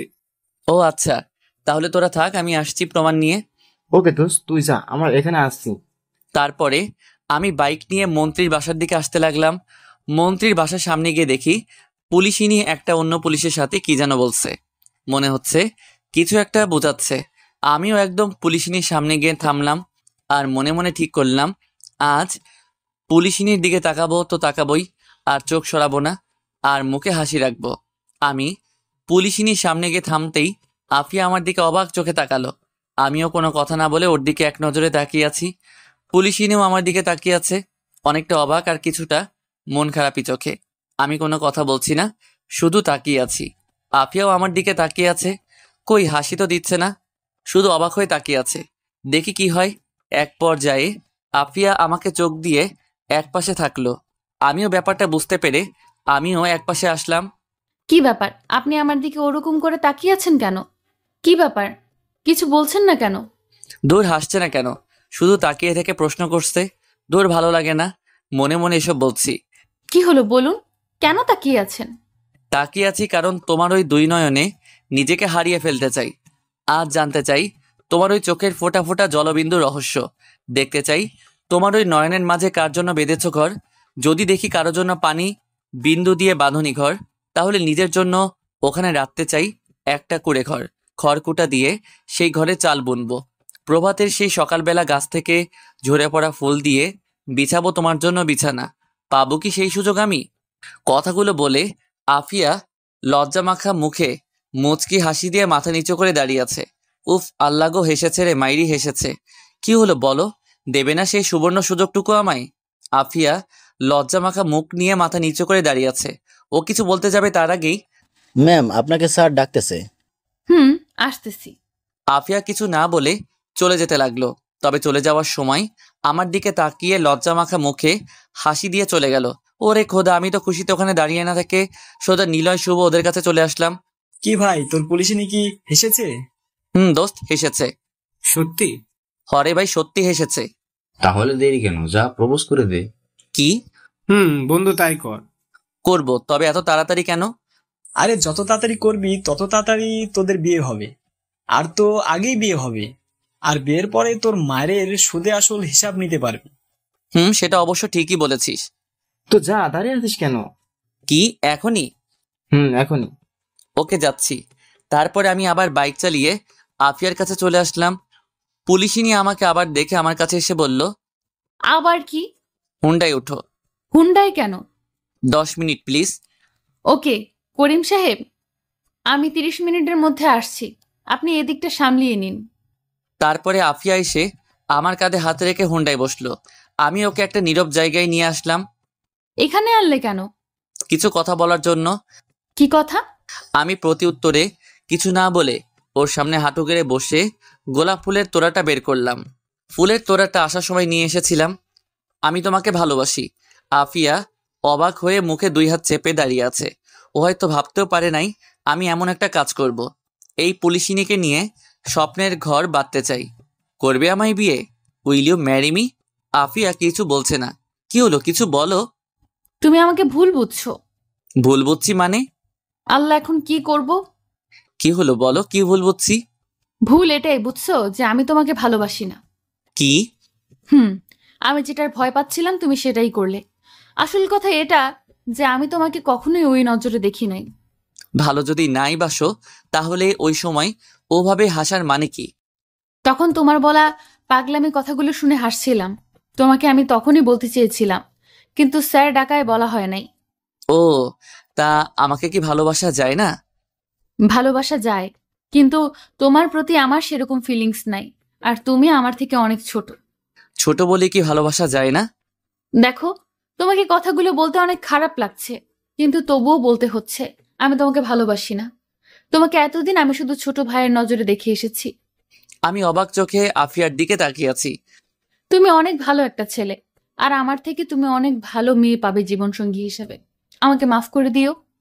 আমি কিছু না বলে ওখান থেকে হুন্ডায় উঠে স্টার্ট দিয়ে চলে আসলাম। চলে আসার সময়। প্লিজ মাহমুদ, আমাকে ভুল বোঝো না। পিছন থেকে কথাগুলো আফিয়া বলল, কিন্তু আমি আর না থেমে সেখান থেকে চলে আসলাম। সত্যি বলতে আমি কখনো কল্পনাও করতে পারি নাই আফিয়া আমাকে এই কথাগুলো বলবে। ওই সেই চোখের পানি, সেই হাসি সবই বলছিল আমাকে ছোট ভাইয়ের মতো দেখে। এখন নিজেকে বড্ড ছোট মনে হচ্ছে। সত্যি মেয়েদের বাচনভঙ্গি বোঝা এত সহজ না। ওদেরকে ওদের মা বাবাও বুঝতে হিমশিম খায়। আর আমরা তো কোথাকার চুনোপটি শুভ। আরিফ ওদের প্রতি খুব রাগ হচ্ছে। ওই হারামিগুলোর জন্য এত তাড়াতাড়ি প্রপোজ করতে গেছি। আমি ডিরেক্ট ওদের কাছে গেলাম। ওরা আমাকে দেখে এগিয়ে আসলো। আরিফ আর শুভ ছিল, নিলয় সিয়াম ওদের দেখলাম না। কিরে বন্ধু, প্রপোজ করেছিস? রাজি হয়েছে? আমি বাইক থেকে নেমেই ওদের দুজনের গালে 2টা কষে থাপ্পড় মারলাম। শালা, আমাকে যে ভালোবাসে শিওর না তোরা? শোন, আমাকে শুধু ছোট ভাইয়ের মতো দেখে, ও আমাকে ভালোবাসে না। কি? আমি আর কিছু না বলে ওদের থেকে বাসায় চলে আসলাম। আরিফ আর শুভ ও কিছু বলছে না। ওরাও বোকার মতো দাঁড়িয়েছিল। ওরাও এটা ভাবতে পারে নাই যে আফিয়া আমাকে ফিরিয়ে দিবে। বাসায় যাবার পরে, কি করে, কোথায় গিয়েছিলি? সেই সকালে বেরিয়েছিস, তাও হালকা নাস্তা করে। খাবি না এখন? না, খাবো না। কেন, কি হয়েছে? আম্মু তোমার ছেলে ছ্যাঁকা খাইছে, তার বুকের মাঝে অনেক কষ্ট, খাবার নামবে না গলা দিয়ে। তুই সেকা খাইছিস? তোর মনে কষ্ট? কেন, তোমার বিশ্বাস হচ্ছে না? বিশ্বাস কিভাবে করব? মানুষ সেকা খাইলে কান্না করে, কিন্তু তুই তো দিব্যি আছিস। তুমি জানো আমি কান্না করছি না? চোখে পানি নাই বলে দেখতে পাচ্ছ না। চোখের পানি কান্না করতে করতে শুকিয়ে গেছে। এখন চোখের পানি নাই, তবে কেঁদে কেঁদে হৃদয়টা ভিজাই ফেলেছি। তুমি তা দেখতে পাচ্ছ না? আল্লাহ, আমার উঠাইয়া নিয়ে যাও। কেন? উঠাই নিবে কেন? কারণ আমি তোর মনের মধ্যে কান্না দেখতে পারি না বলে আমি কত বোকা, তাই না? এরপর থেকে ভালোভাবে দেখবা। আচ্ছা, কারো থেকে শিখে নেব। তা তুমি কি বাপ এখন খাবার খাবা? খাবার খাবো না কেন? তুমি না সেকা খাইলা, এখন আবার কেন খেতে হবে? উফ আম্মু, তুমি এত বোকা কেন? খাবারের সাথে ছ্যাঁকা খাবার কিসের সম্পর্ক? ওটা এক বিষয় আর এটা আরেক বিষয়। হ্যাঁ, তাই তো, আমি ভুলে গিয়েছিলাম। আম্মু কিছু বললা? কই না তো, আমি আবার কি বলবো, তুই খেয়ে নে। আপনারাই বলেন খাবার খাওয়ার সাথে প্রেমে ছ্যাঁকা ব্রেকআপ হওয়ার কিসের সম্পর্ক? আমাকে ছ্যাঁকা দিয়ে তো ওই পুলিশিনি দিব্যি আছে, তাহলে আমি খাবার খাওয়া বাদ দিব কেন? খুনি 1000টা খুন করেও জেলে বসে খাবার খাচ্ছে। মধ্য কথা হলো, যে যাই করুক না কেন, খাবার খাওয়া কারো থেমে নাই। তাহলে আমি কেন না খেয়ে থাকবো? খাবার পেয়ে পেট ঠান্ডা হলো, পেট ঠান্ডা আমিও ঠান্ডা। তাই আর সময় না খরচ করে রুমে গিয়ে শুয়ে পড়লাম। আর আমার মন কান্না করতে লাগলো। তারপরে কখন যে ঘুমিয়ে গেছি সেদিকে কোনো ভ্রুক্ষেপ নাই। Tata, good night. সকালে ঘুম থেকে উঠে ফ্রেশ হয়ে নাস্তা করে কলেজের উদ্দেশ্যে রওনা দিলাম। কলেজে গিয়ে দেখে আরিফ, শুভ ওরা সবাই একসাথে বসে আছে। ওদের কাছে গেলাম। কি রে হারামিরা, তোরা এখানে মন খারাপ করে বসে আছিস কেন? বন্ধু, আর কখনো মেয়েদের নিয়ে গবেষণা করব না। কেন? কারণ ওরা হলো গিরগিটির মতো, যখন তখন রং বদলায়। তাহলে বুঝছো যে মেয়েরা দরকার ছাড়া কথা বলে না? দোস্ত, খুব ভালোভাবে বুঝতে পারছি। বুঝছস ভালো। আমরা যখন বসে বসে আড্ডা দিচ্ছিলাম তখন তাকিয়ে দেখি দূর থেকে পুলিশিনি আমাদের দিকে তাকিয়ে আছে। আরিফ, পুলিশিনি এখানে কেন? জানি না তো। খাইছে রে, এই তো দেখছি আমাদের দিকে আসছে। হ্যাঁ, তাই তো দেখছি। পুলিশিনি অবশেষে আমাদের কাছে এসে পড়লো। তোমরা সবাই ভালো আছো তো? ম্যাম ভালো আছে, আপনি? আমিও ভালো আছি। তো ম্যাম, আপনি এখানে কেন? তোমাদের প্রিন্সিপালের সাথে দেখা করতে এলাম। শালারা আজাইরা পেঁচাল শুরু করছে। হ্যাঁ জানেমান, কি করছো? কোথা থেকে রিমা দৌড়ে এসে আমার বাম হাত জড়িয়ে ধরে বসে পড়লো। আর রিমা হচ্ছে অনেক ভালো একটা মেয়ে, অনেক ফ্রি মাইন্ডের, আর আমাদের সবার বেস্টু। ও আমাকে দেখলেই জড়িয়ে ধরবে, এটা মনে হয় ওর অভ্যাস। তাই তো কোথা থেকে দৌড়ে এসে আমার বাম হাত জড়িয়ে গা ঘেঁষে বসলো। পুলিশিনি তো অবাক চোখে তাকিয়ে আছে। আমি প্রতিবার দূরে সরিয়ে দেই, কিন্তু আজকে পুলিশিনিকে জেলাস ফিল করানোর জন্য নাটক শুরু করলাম। এই তো কলিজা, তোমার জন্য অপেক্ষা করছিলাম। আমিও রিমার হাত জড়িয়ে ধরলাম। ও মা, সত্যি বলছো? সত্যি সত্যি, 3 সত্যি। ওলে ওলে, আমার সুইট সোনাটা। পুলিশিনি এক নজরে আমাদের দিকে তাকিয়ে আছে। ও হ্যাঁ, পরিচয় করিয়ে দেই। এ হলো আমাদের থানার নতুন এসিপি আফিয়া আপু। আর আপু, এ হলো আমার জানেমান। হ্যালো আপু, কেমন আছেন? ভালো আছি। আচ্ছা, আমার অনেক কাজ আছে, আমি আসছি। এই বলে পুলিশিনি দ্রুত স্থান ত্যাগ করলো। কি ব্যাপার, পুলিশিনি চলে গেল কেন? সব বুঝো মনু, এটা বুঝো না? যাও মুড়ি খাও। বুঝছি, জেলাস হচ্ছে। এই তো মামুর বেটা, বুঝছস? আমি কিন্তু তোমাদের কথার আগাগোড়া কিছুই বুঝতে পারছি না। আরে হ্যাঁ, তোকে তো কিছু বলি নাই। তাহলে শোন। তারপর রিমাকে সবকিছু খুলে বললাম। ওহো, এই ব্যাপার। আগে বলবি না, তাহলে নাটক আরো একটু বেশি করতাম। সেই যাই হোক, তুই এখন বুঝতে পারছিস তো যে তোর কি কি করতে হবে? হুম, খুব ভালো করেই বুঝতে পারছি। গুড, চল শুরু করে দেই। পুলিশিনী প্রিন্সিপালের রুমে আছে, একটু পরে বের হবে। ওকে, তোরা যা, আমরা এখানে আসি। ওকে তোরা থাক, আমরা একটু পুলিশিনীকে বাজিয়ে আসি।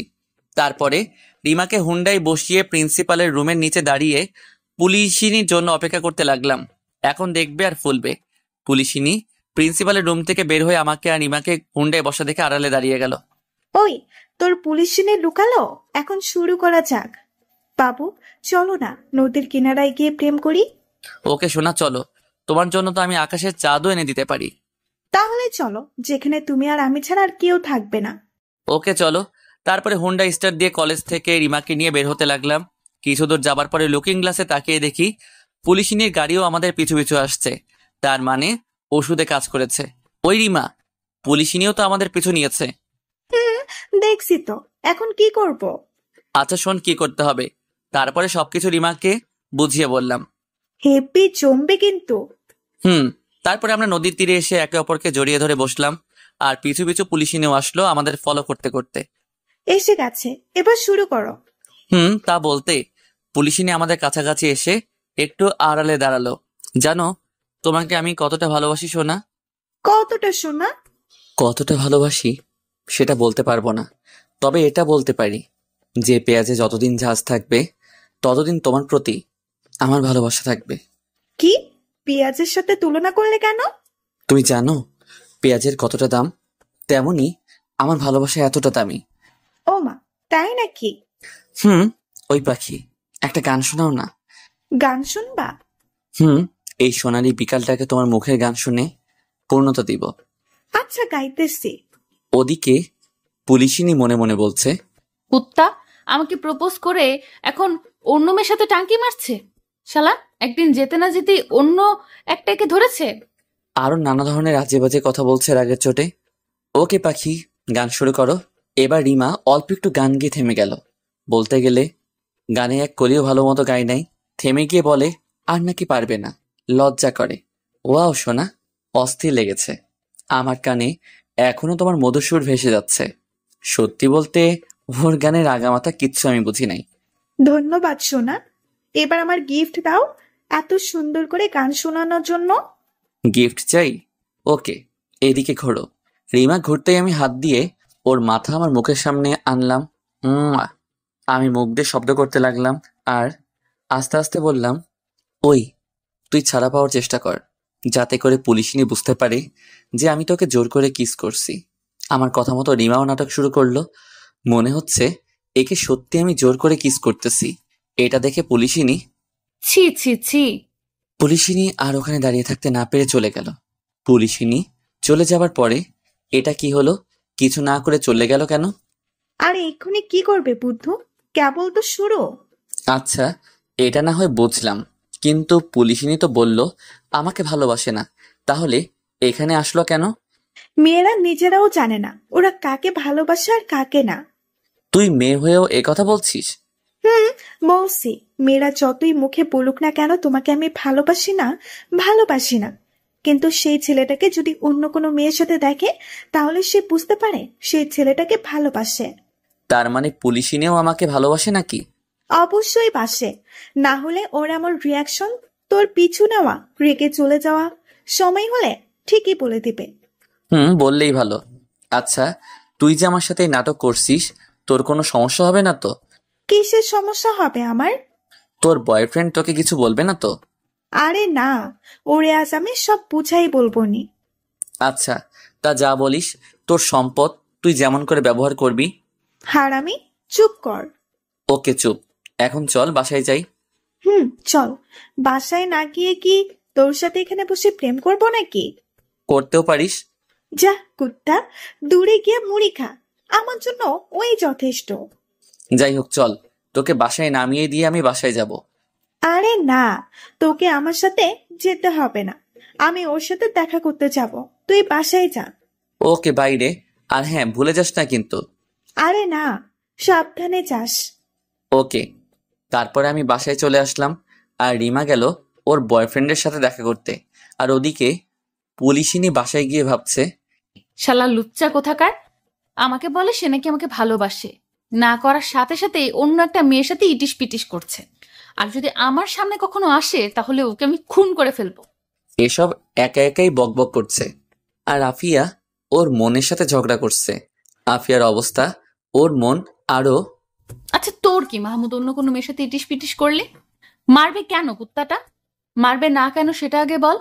ও না আমাকে বললো ও আমায় ভালোবাসে, কিন্তু তুই তো ওকে ভালোবাসিস না। তাহলে তোর সমস্যা কোথায়?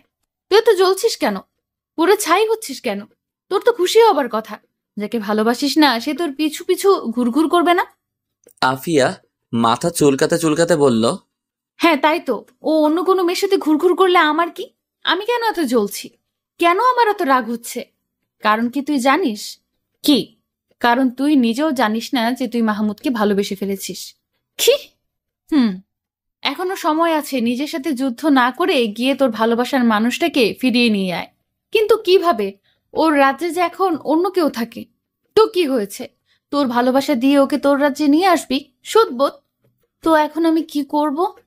তুই নিজেই ভাব তুই কি করবি। সারা রাত ভাবে আফিয়া নিজের মনের সাথে নিজেই কথা বলছে। আফিয়া এখন খুব ভালো করে বুঝতে পারছে যে আমাকে ওর মনে জায়গা দিবে না বলতে বলতে দিয়েই ফেলেছে। তার এখন আমাকে লাগবেই। এদিকে আমি তো হেভি মজায় আছি। নাগিন ড্যান্স তিমু না কি ঘুমের ঘরে না থাক, পুলিশিনী রাত জেলাস থেকে সেই একটু ঘুম দিলাম, এক ঘুমে রাত কাবার। সকালে ঘুম থেকে ওঠার পরে রিমা, নিলয়, শুভ ওদের সবাইকে ক্যাম্পাসে আসতে বললাম। তারপরে আমিও নাস্তা করে বের হয়ে পড়লাম। কিরে বন্ধু, তোর পুলিশ নিয়ে কি কিছু বললো? না রে, কিছু করে নাই, শুধু দেখে রাগ করে চলে গেছে। চিন্তা করিস না, যেহেতু তোদের পিছু পিছু গিয়েছে তাহলে এখন কিছু একটা করবি। ঠিক বলছিস। তো আজ কিছু করবি না? করবো তো অবশ্যই, কিন্তু পুলিশিনী কোথায়? আমি আসার সময় পুলিশনিকে চেকপোস্টে ওখানে দেখে আসলাম, ওখানে গেলেই দেখতে পারবি। ওকে তোরা থাক, আমি তাহলে দেখে আসি। ওকে চল। তোরা যা ভাই, আমাগো তো আর কেউ নাই, শালা সিঙ্গেল মরুম মনে হয়। দৌড় বেটা, যা মুড়ি খা। তারপরে আমি রিমাকে বাইকে করে নিয়ে চেকপোস্টের দিকে যেতে লাগলাম। চেকপোস্টের ওখানে গিয়ে পুলিশিনীকে দেখতে পেলাম। পুলিশিনী আমাদেরকে দেখছে, কিন্তু আমরা না দেখার ভান করে ওর সামনে দিয়ে চালিয়ে আসতে লাগলাম। আর সঙ্গে সঙ্গে পুলিশিনী, তোমরা এদিকটা দেখো, আমি আসছি। Okay ma'am. এই বলেই পুলিশিনী গাড়ি নিয়ে আমাদের পিছু নিল। আমি বাইকের লুকিং গ্লাসে সেটা দেখে সোজা পার্কে চলে আসলাম। পুলিশিনীও আসলো। আমি আর রিমা একটা জায়গায় গিয়ে বসলাম। পুলিশিনীও আমাদের পিছু পিছু আসলো, তবে নির্দিষ্ট দূরত্ব বজায় রেখে। আজকে এখানে নিয়ে আসলে কেন? তোমার সাথে কিছু নিরিবিলি কথা বলার জন্য। তোর নিরিবিলি কথা বলা বের করছি কুত্তা। তুই আমাকে রেখে অন্য মেয়ের সাথে টাঙ্কি মারিস? তাই? আই, কি খেয়ে আসছো? না সোনা। কেন খাও নাই? দেখছো না কেমন শুকিয়ে যাচ্ছ? আচ্ছা, কাল থেকে নিয়মিত সময়ের খাবার সময় মতো খাবো, 3 সত্যি। মনে থাকে জানো। আর হ্যাঁ, তুমি আমাকে একটা কথা বলো তো। কি কথা? তোমাকে আমি যখন প্রপোজ করলাম তখন তুমি আমাকে ফিরিয়ে দিলে একটা পুলিশিনীর জন্য। আমার মনে হয় তুমি তাকে ভালোবাসো, তাহলে তাকে বাদ দিয়ে আমাকে গ্রহণ করলে কেন? আর বলো না ওই পেতনিটার কথা। কি? আমি পেতনি? কুত্তা, তোকে আমি কাঁচা খেয়ে ফেলবো। কেন? সে আবার তোমার সাথে কি করলো? আরে আমি তাকে প্রপোজ করেছিলাম, আমার মনের কথাগুলো সব বলেছিলাম, কিন্তু সে আমাকে গ্রহণ করে নাই, ফিরিয়ে দিয়েছে। সে নাকি আমাকে ছোট ভাইয়ের মতো দেখে। আর তুমি বলো, যার থেকে বিন্দুমাত্র ভালোবাসা পাবো না তার পিছনে ঘুরে কোনো লাভ আছে?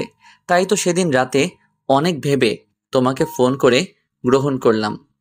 ও আচ্ছা, পুলিশিনী যদি কোনোদিন তোমার জীবনে ফিরে আসে তাহলে তুমি কি করবে? আমি চুপ করে থাকলাম, আর এদিকে অধীর আগ্রহে পুলিশিনী আমার উত্তর শোনার অপেক্ষায় আছে। কি হলো বলো? আরে না, তাকে কোনোদিনই গ্রহণ করব না। তোমাকে ছেড়ে তাকে কখনোই গ্রহণ করব না।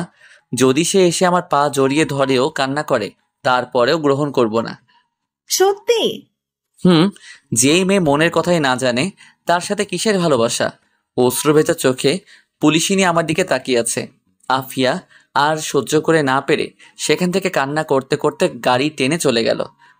এই রে, আজকে মনে হয় বেশি হয়ে গেছে। পাগলিটা কান্না করতে করতে চলে গেল। একটু বেশি হয়ে গেছে হয়তো। যা হবার হয়েছে, এবার চলো বাসায় যাই। যাবো তো, কিন্তু আমার তো কিছু ভালো লাগছে না। কোনো টেনশন নিতে হবে না, চল তুই। চলো। যেই না বাসায় যাওয়ার জন্য পা বাড়ালাম, অমনি পুলিশিনী ঝড়ের বেগে গাড়ি টেনে আমাদের সামনে আসলো। আমরা তো অবাক চোখে তাকিয়ে আছি। পুলিশিনী গাড়ি থেকে নামলো। আমি স্পষ্ট দেখতে পেলাম যে পুলিশিনীর চোখে পানি, কিন্তু আমার দিকে রাগীভাবে এগিয়ে আসছে। কি করব এখন বুঝতেছি না। আপনি বলার সাথে সাথে ঠাস করে একটা থাপ্পড় মারলো আমার গালে। আমি অবাক চোখে গালে হাত দিয়ে দাঁড়িয়ে আছি। তোদের মতো ছেলেদেরকে ভালোবাসতে নয়, ঘৃণা করতে হয় আর মারতে হয়। রিমা ভয়ের চোটে আমার পিছনে এসে লুকিয়েছে। আমি কি বলবো বুঝতে পারছি না। এতটা যে রেগে যাবে ভাবিনি। তুই একটা। আর কিছু না বলে চলে গেল। অনেক রেগে গেছে মনে হয়। আজ হয়তো একটু বেশি হয়ে গেছে। আমাদের মিথ্যা নাটকের জন্য এতটা রেগে যাবে ভাবতে পারিনি। তুই একটু আজ বেশি করেছিস। তাই বলে এমন করবে? কাছে এসে ভালোবাসে না বলে শুধু মারবে আর ভুল বুঝবে, এটা কোনো কথা? আরে কোনো ব্যাপার না, সব ঠিক হয়ে যাবে। কি ঠিক হবে? এই মেয়েটা এমন কেন? কষ্ট পেয়ে তিলে তিলে নিজেকে শেষ করে দিবে, তবুও এসে বলবে না মুখ ফুটে ভালোবাসি। আরে পাগল, মেয়েদের বুক ফাটে তো মুখ ফাটে না, তুই জানিস না? আর তাছাড়া তুই তো এখন শিওর হয়ে গেছিস পুলিশিনী তোকে ভালোবাসে। তাহলে এখন সবকিছু খুলে বল। না, কিছু বলবো না। যখন নিজে থেকে এসে বলবে ভালোবাসি, তখনই ভালোবাসবো, তার আগে না। এই বলে রিমাকে নিয়ে বাসার উদ্দেশ্যে রওনা দিলাম। খুব রাগ হচ্ছে আফিয়ার উপর। থাপ্পড় মেরেছে এর জন্য না, রাগ হচ্ছে এই জন্য যে কষ্ট পাবে, তবু মুখ ফুটে এসে বলবে না ভালোবাসি। গাধি মার্কা মেয়ে। এই গাধির পুলিশের চাকরি হলো ক্যাম্পে, আল্লাহ জানে। মেজাজটা খুব খারাপ। বাসায় এসে সোজা রুমে গিয়ে শুয়ে পড়লাম।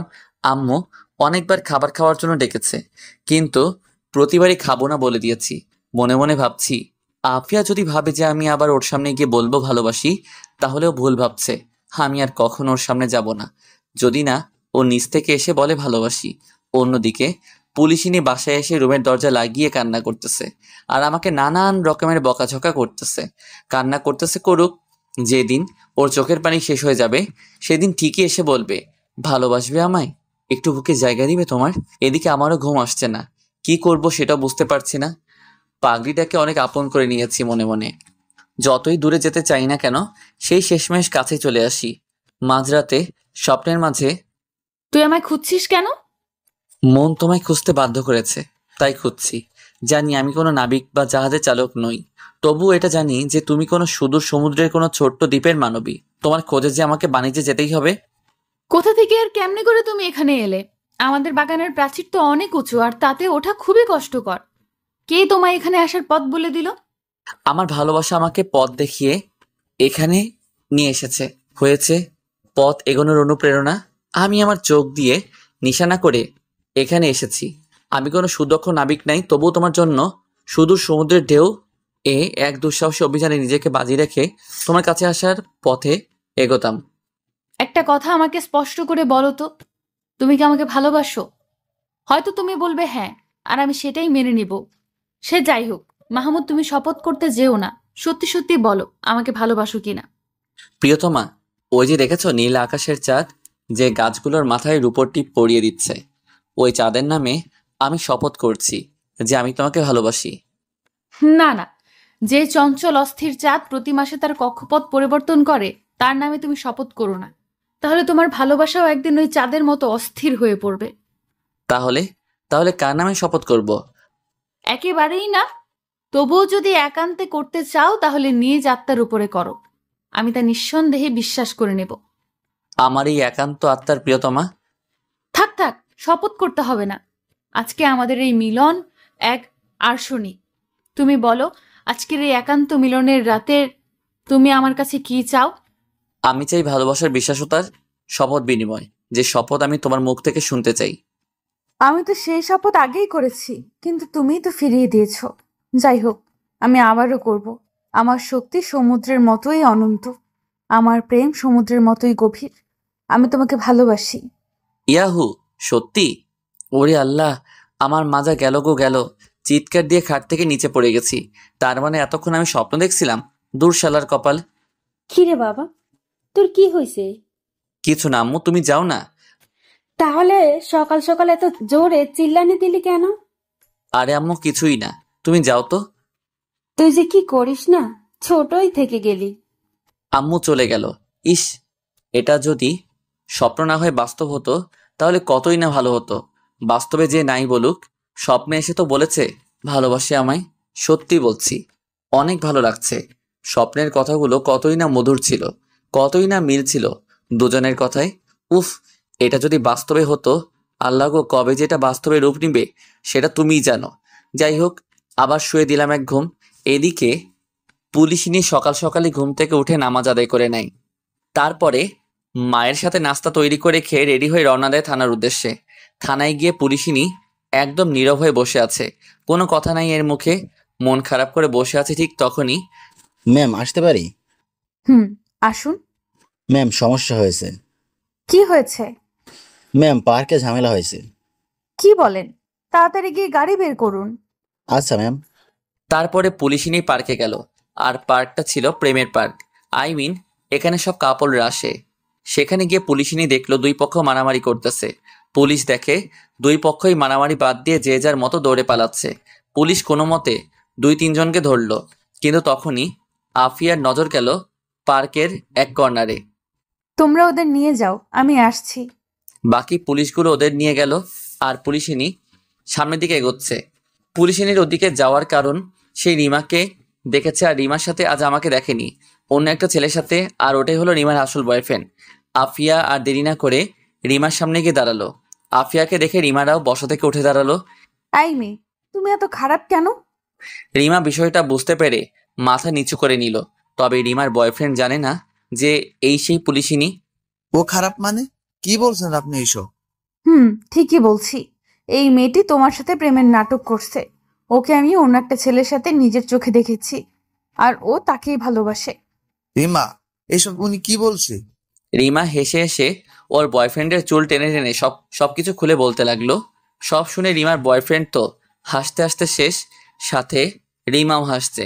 কিন্তু এমনভাবে বলছে যে পুলিশিনী ওদের কথাগুলো শুনতে পাই নাই।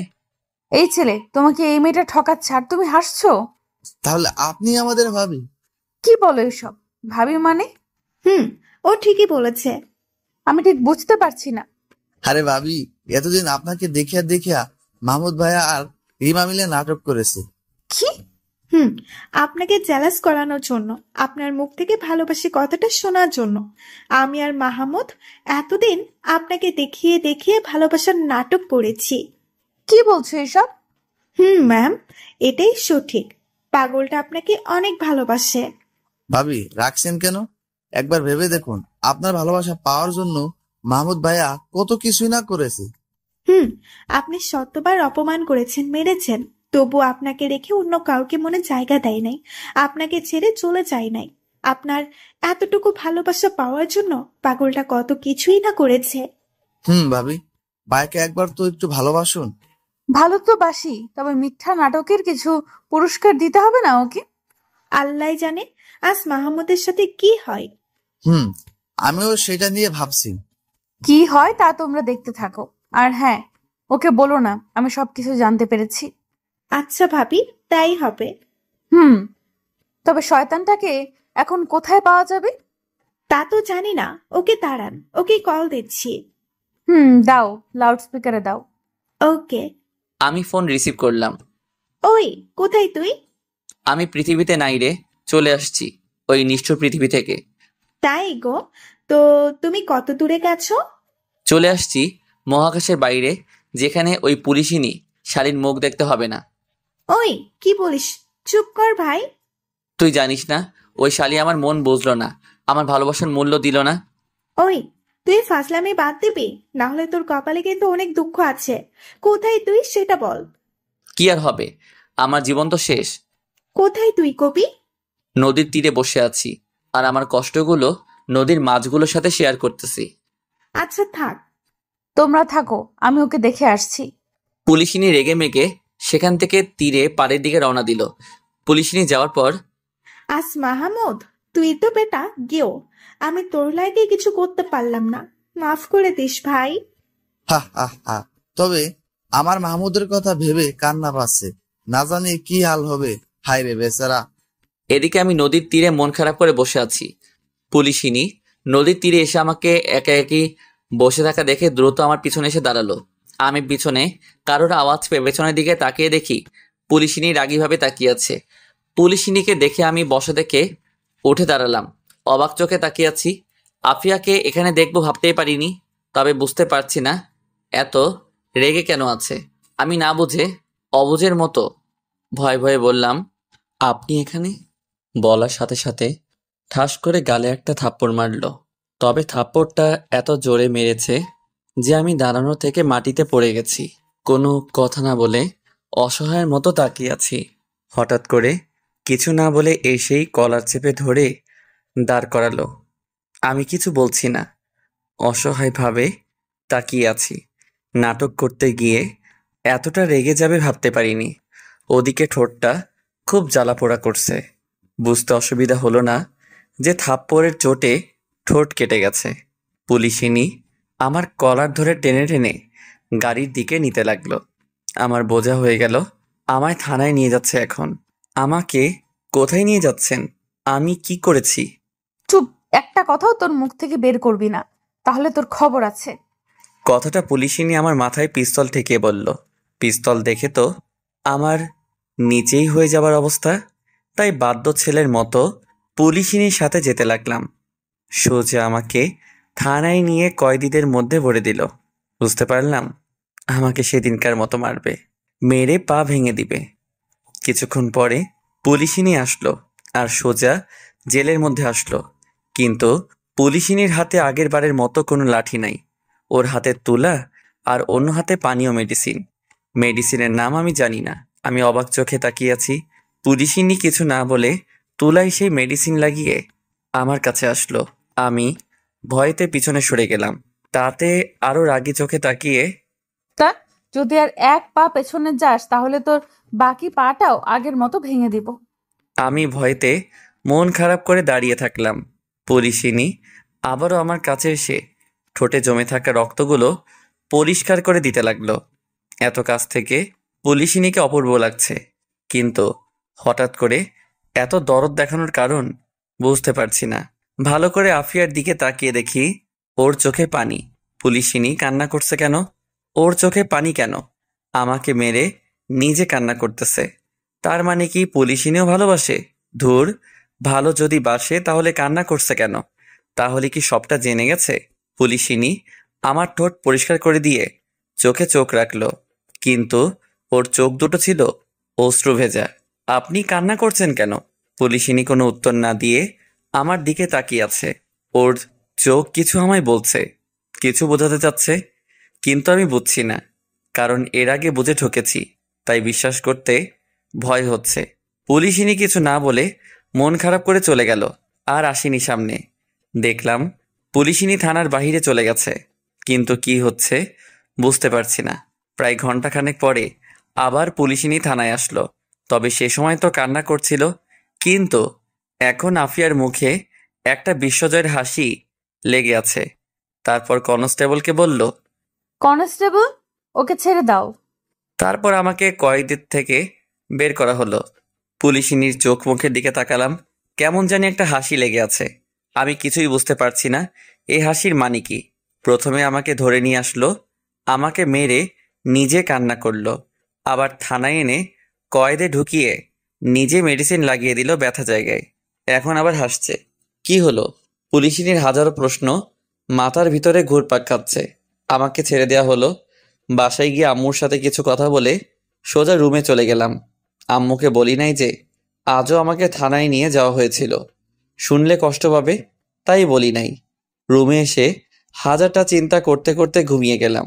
ঘুম ভাঙলো বিকেল 4টায়। তবে আমার ঘুম ভাঙেনি। আমার হারামি বন্ধুগুলো আমার ঘুম ভাঙিয়ে দিয়ে মাথায় হাত রেখে দাঁড়িয়ে আছে। তাহলে বড় ভাইয়ের ঘুম ভাঙলো? ওই, তোরা আমার ঘুম ভাঙালি কেন? তো কি করব তোর সাথে? কি করবি মানে? শালা আমাদের রেখে পালিয়ে বিয়ে করতে গেছিল না? কি রে, আজ তোরা সবাই আমার উপরে এত রেগে আছিস কেন? আর আমি রাখবো না তো কি করব? কেন রাখবি কেন? কি হয়েছে কবি তো? দেখ দেখ শালা বাটকেলটা এমন ভাব করতেছে যেন কিচ্ছু জানে না। কি জানবো? সত্যি আমি কিছু জানি না। শালা একদম টপ মারবি না। ও নিজে জানে না যে ওর আজ বিয়ে। কি বিয়ে মানে? আমি এক লাফে শোয়া থেকে বিছানায় উপরে বসে পড়লাম। শালা এমন ঢং করতেছে যেন ও জানে না আজ ওর বিয়ে। কি? কিসের বিয়ে? কার বিয়ে? ওই তুই জানিস না আজ তোর বিয়ে? তোগো দোহাই লাগে, আমি কিছু জানি না। ওই ওই আমাদের দোহাই দিবি না একদম, আর নাটক বন্ধ কর। সত্যি আমি জানি না। মানে কি? আন্টি না আমাদের ফোন করে বলল যে আজ তোর বিয়ে। কি আম্মু তোদের বলেছে? আন্টি তো আমাদের সবাইকে ফোন করে বলেছে। তাহলে আম্মু তোদের সাথে মজা করছে? মজা করছে মানে? মজাই তো। যদি আমার বিয়ে ঠিক হতো তাহলে সেটা আমি জানি না এটা হয় নাকি? তখনই আম্মু রুমে এসে, আর কোনো মজা না, আজ সত্যি তোর বিয়ে। আম্মুর কথা শুনে আমি হা করে তাকিয়ে আছি। কি রে, এমন হা করে তাকিয়ে আছিস কেন? আম্মু তুমি এসব কি বলছো? পাগল হয়ে গিয়েছো নাকি? আমি পাগল হইনি, সত্যি সত্যি আজ তোর বিয়ে। আম্মু তোমার মাথায় কি ভূত চেপেছে নাকি? বলা নাই কওয়া নাই, এভাবে কি বিয়ে করা যায় নাকি? কেন করা যায় না? তোর কি কোনো পছন্দ আছে? না মানে আম্মু, আছে তো পুলিশিনি, তবে ও যে আমায় ভালোবাসে কিনা শিওর জানি না। থাকলেও কিছুই করার নেই, আমি মেয়ের পক্ষকে কথা দিয়ে ফেলেছি। আম্মু আমি এই বিয়ে করব না। কেন করবি না? যাকে চিনি না জানি না তাকে কি করে বিয়ে করব? তোকে কিছু জানতে বা বুঝতে হবে না, আমি মেয়ের সম্বন্ধে অনেক কিছু জানি। আর আমি এত কিছু জানি না। এই নে, এগুলো পরে নে। আমি এই বিয়ে করতে পারবো না। তুই যদি আজ এ বিয়ে না করিস তাহলে আমার মরা মুখ দেখবি। আম্মু আম্মু কোনো কথা না বলে চলে গেল। এই পৃথিবীর মায়েদের একটাই কমন ডায়লগ, আর সেই ডায়লগের কাছে প্রত্যেকটা ছেলে মেয়ে ধরা দিতে বাধ্য। যে ডায়লগের কাছে পৃথিবীর অনেক ভালোবাসা সমুদ্রের মতো গভীরে হারিয়ে যায়। আমি এখন বাধ্য বিয়ে করতে, তবে কাকে বিয়ে করছি জানি না। তুমি আমায় মাফ করে দিও আফিয়া, আমি তোমাকে রেখে অন্য কাউকে আজ বিয়ে করছি। আমাকে মাফ করে দিও। তবে এই মাহমুদের ভালোবাসা শুধুমাত্র তোমার জন্য। অবশেষে রাতে ইচ্ছের বিরুদ্ধে বিয়েটা হয়ে গেল। মেয়েটাকে সেটা আমি এখনো দেখিনি। গাড়ির ভিতরে ঘোমটা দিয়ে মাথা নিচু করে বসে আছে। বাসায় আসার পরে আমি ছাদে চলে গেলাম। কিছুক্ষণ পরে আরিফ শুভ ওরে আসলো। কিরে এখন আসলি যে? আমি আফিয়াকে কোনোদিনও ভুলতে পারবো না। বন্ধু মন খারাপ করিস না, কপালে যা ছিল তোর তাই হয়েছে। কিন্তু আমার সব ভালোবাসা তো শুধু পুলিশিনীর জন্য। বন্ধু ওসব ভুলে যা, পুরনো কথা যত মনে করবি ততই কষ্ট পাবি।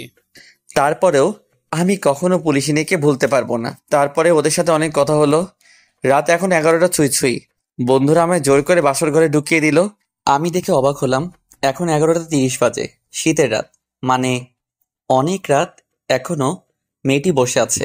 আমি রুমে প্রবেশ করছি, এ আওয়াজ শুনে মেয়েটি এসে আমার পায়ে সালাম করলো। আমি কিছুই বললাম না, কারণ আমি কিছুই মেনে নিতে পারছি না। মেয়েটি সালাম করে গিয়ে আবারও খাটের উপরে বসলো।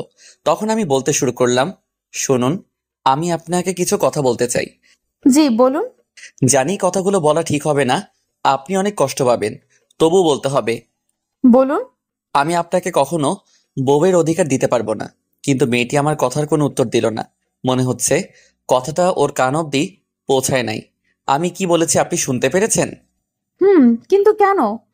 কারণ আমি এক পুলিশিনীকে খুব ভালোবাসি। এবারও মেয়েটি কোনো কথা বলল না, দেখে আমি অবাক হলাম। কি হলো, কিছু বলছেন না যে? দেখুন তো, সেই পুলিশিনিটি আমি কিনা।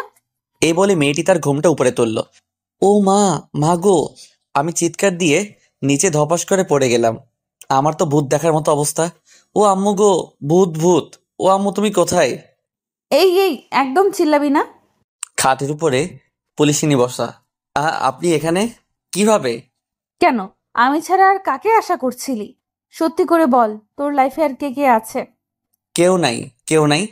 না থাকলেই ভালো, এত ভয় পাওয়ার কি আছে? ভয় তো পাবি এখন থেকে। আমি কি আপনাকে বিয়ে করে নিয়ে আসলাম? বলে কি, বিয়ে করে নিয়ে এসে বাসর ঘরে এসে জিজ্ঞেস করে আমি কি আপনাকে বিয়ে করে নিয়ে আসলাম? কিন্তু আপনি এখানে কি করে? সেটা তো না জানলেও চলবে। আর তুই প্রথমে কি জানি বললি? তুই আমাকে বউয়ের অধিকার দিতে পারবি না। তুই দিবি কি না জানি না, তবে এটা শুনে রাখ, আমি তোকে কখনো স্বামীর অধিকার দিতে পারবো না। কি? কখনো আমার উপরে বউয়ের অধিকার খাটাতে আসবি না, কখনো আমাকে টাচ করবি না। কিন্তু কেন? আমি তো তোমাকে ভালোবাসি, তোমাকে বিয়ে করেছি, আর তুমি তো আমার বউ। আসছে বউ বউ করতে, তুই তো সবার কাছে শালি বলিস। কি? এটা ও জানলো কেমনে? তুই কোনো কথা বলবি না, তোর কথা শুনতে আমার ভালো লাগছে না। আর আমার কথার যদি অবাধ্য হোস, তাহলে তোকে সেদিন কার মতো জেলে ভরে মারবো। আমি ভয় তার কিছু না বলে চুপ করে খাটের একপাশে শোয়ার জন্য যাচ্ছিলাম। এই কই যাস? ঘুমাতে। কেন, আমি ঘুমাবো না? ঘুমাবি, তবে খাটে না, নিচে ঘুমাবি। মানে? মানে তুই খাটে শুতে পারবি না, নিচে ঘুমাবি। আমি তোর সাথে ঘুমাতে পারবো না। কিন্তু আমি তো নিচে ঘুমাতে পারি না। ঘুমাতে বলছি, ঘুমাবি।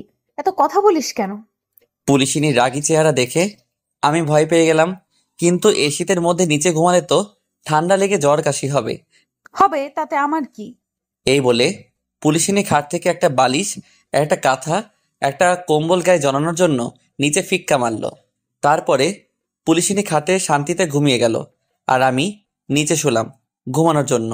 শীতকে দূর করার অবিরাম চেষ্টা করে যাচ্ছি, কিন্তু শীতে এই ঠান্ডা ফ্লোর থেকে শীতকে দূর করতেও পারছি না।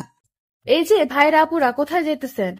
ভিডিও দেখেই চলে যাবেন সেটা তো হবে না, আমাদের চ্যানেলটা সাবস্ক্রাইব করতে হবে। তো তাড়াতাড়ি আমাদের চ্যানেলটা সাবস্ক্রাইব করুন আর নেক্সট পার্টের জন্য অপেক্ষা করুন।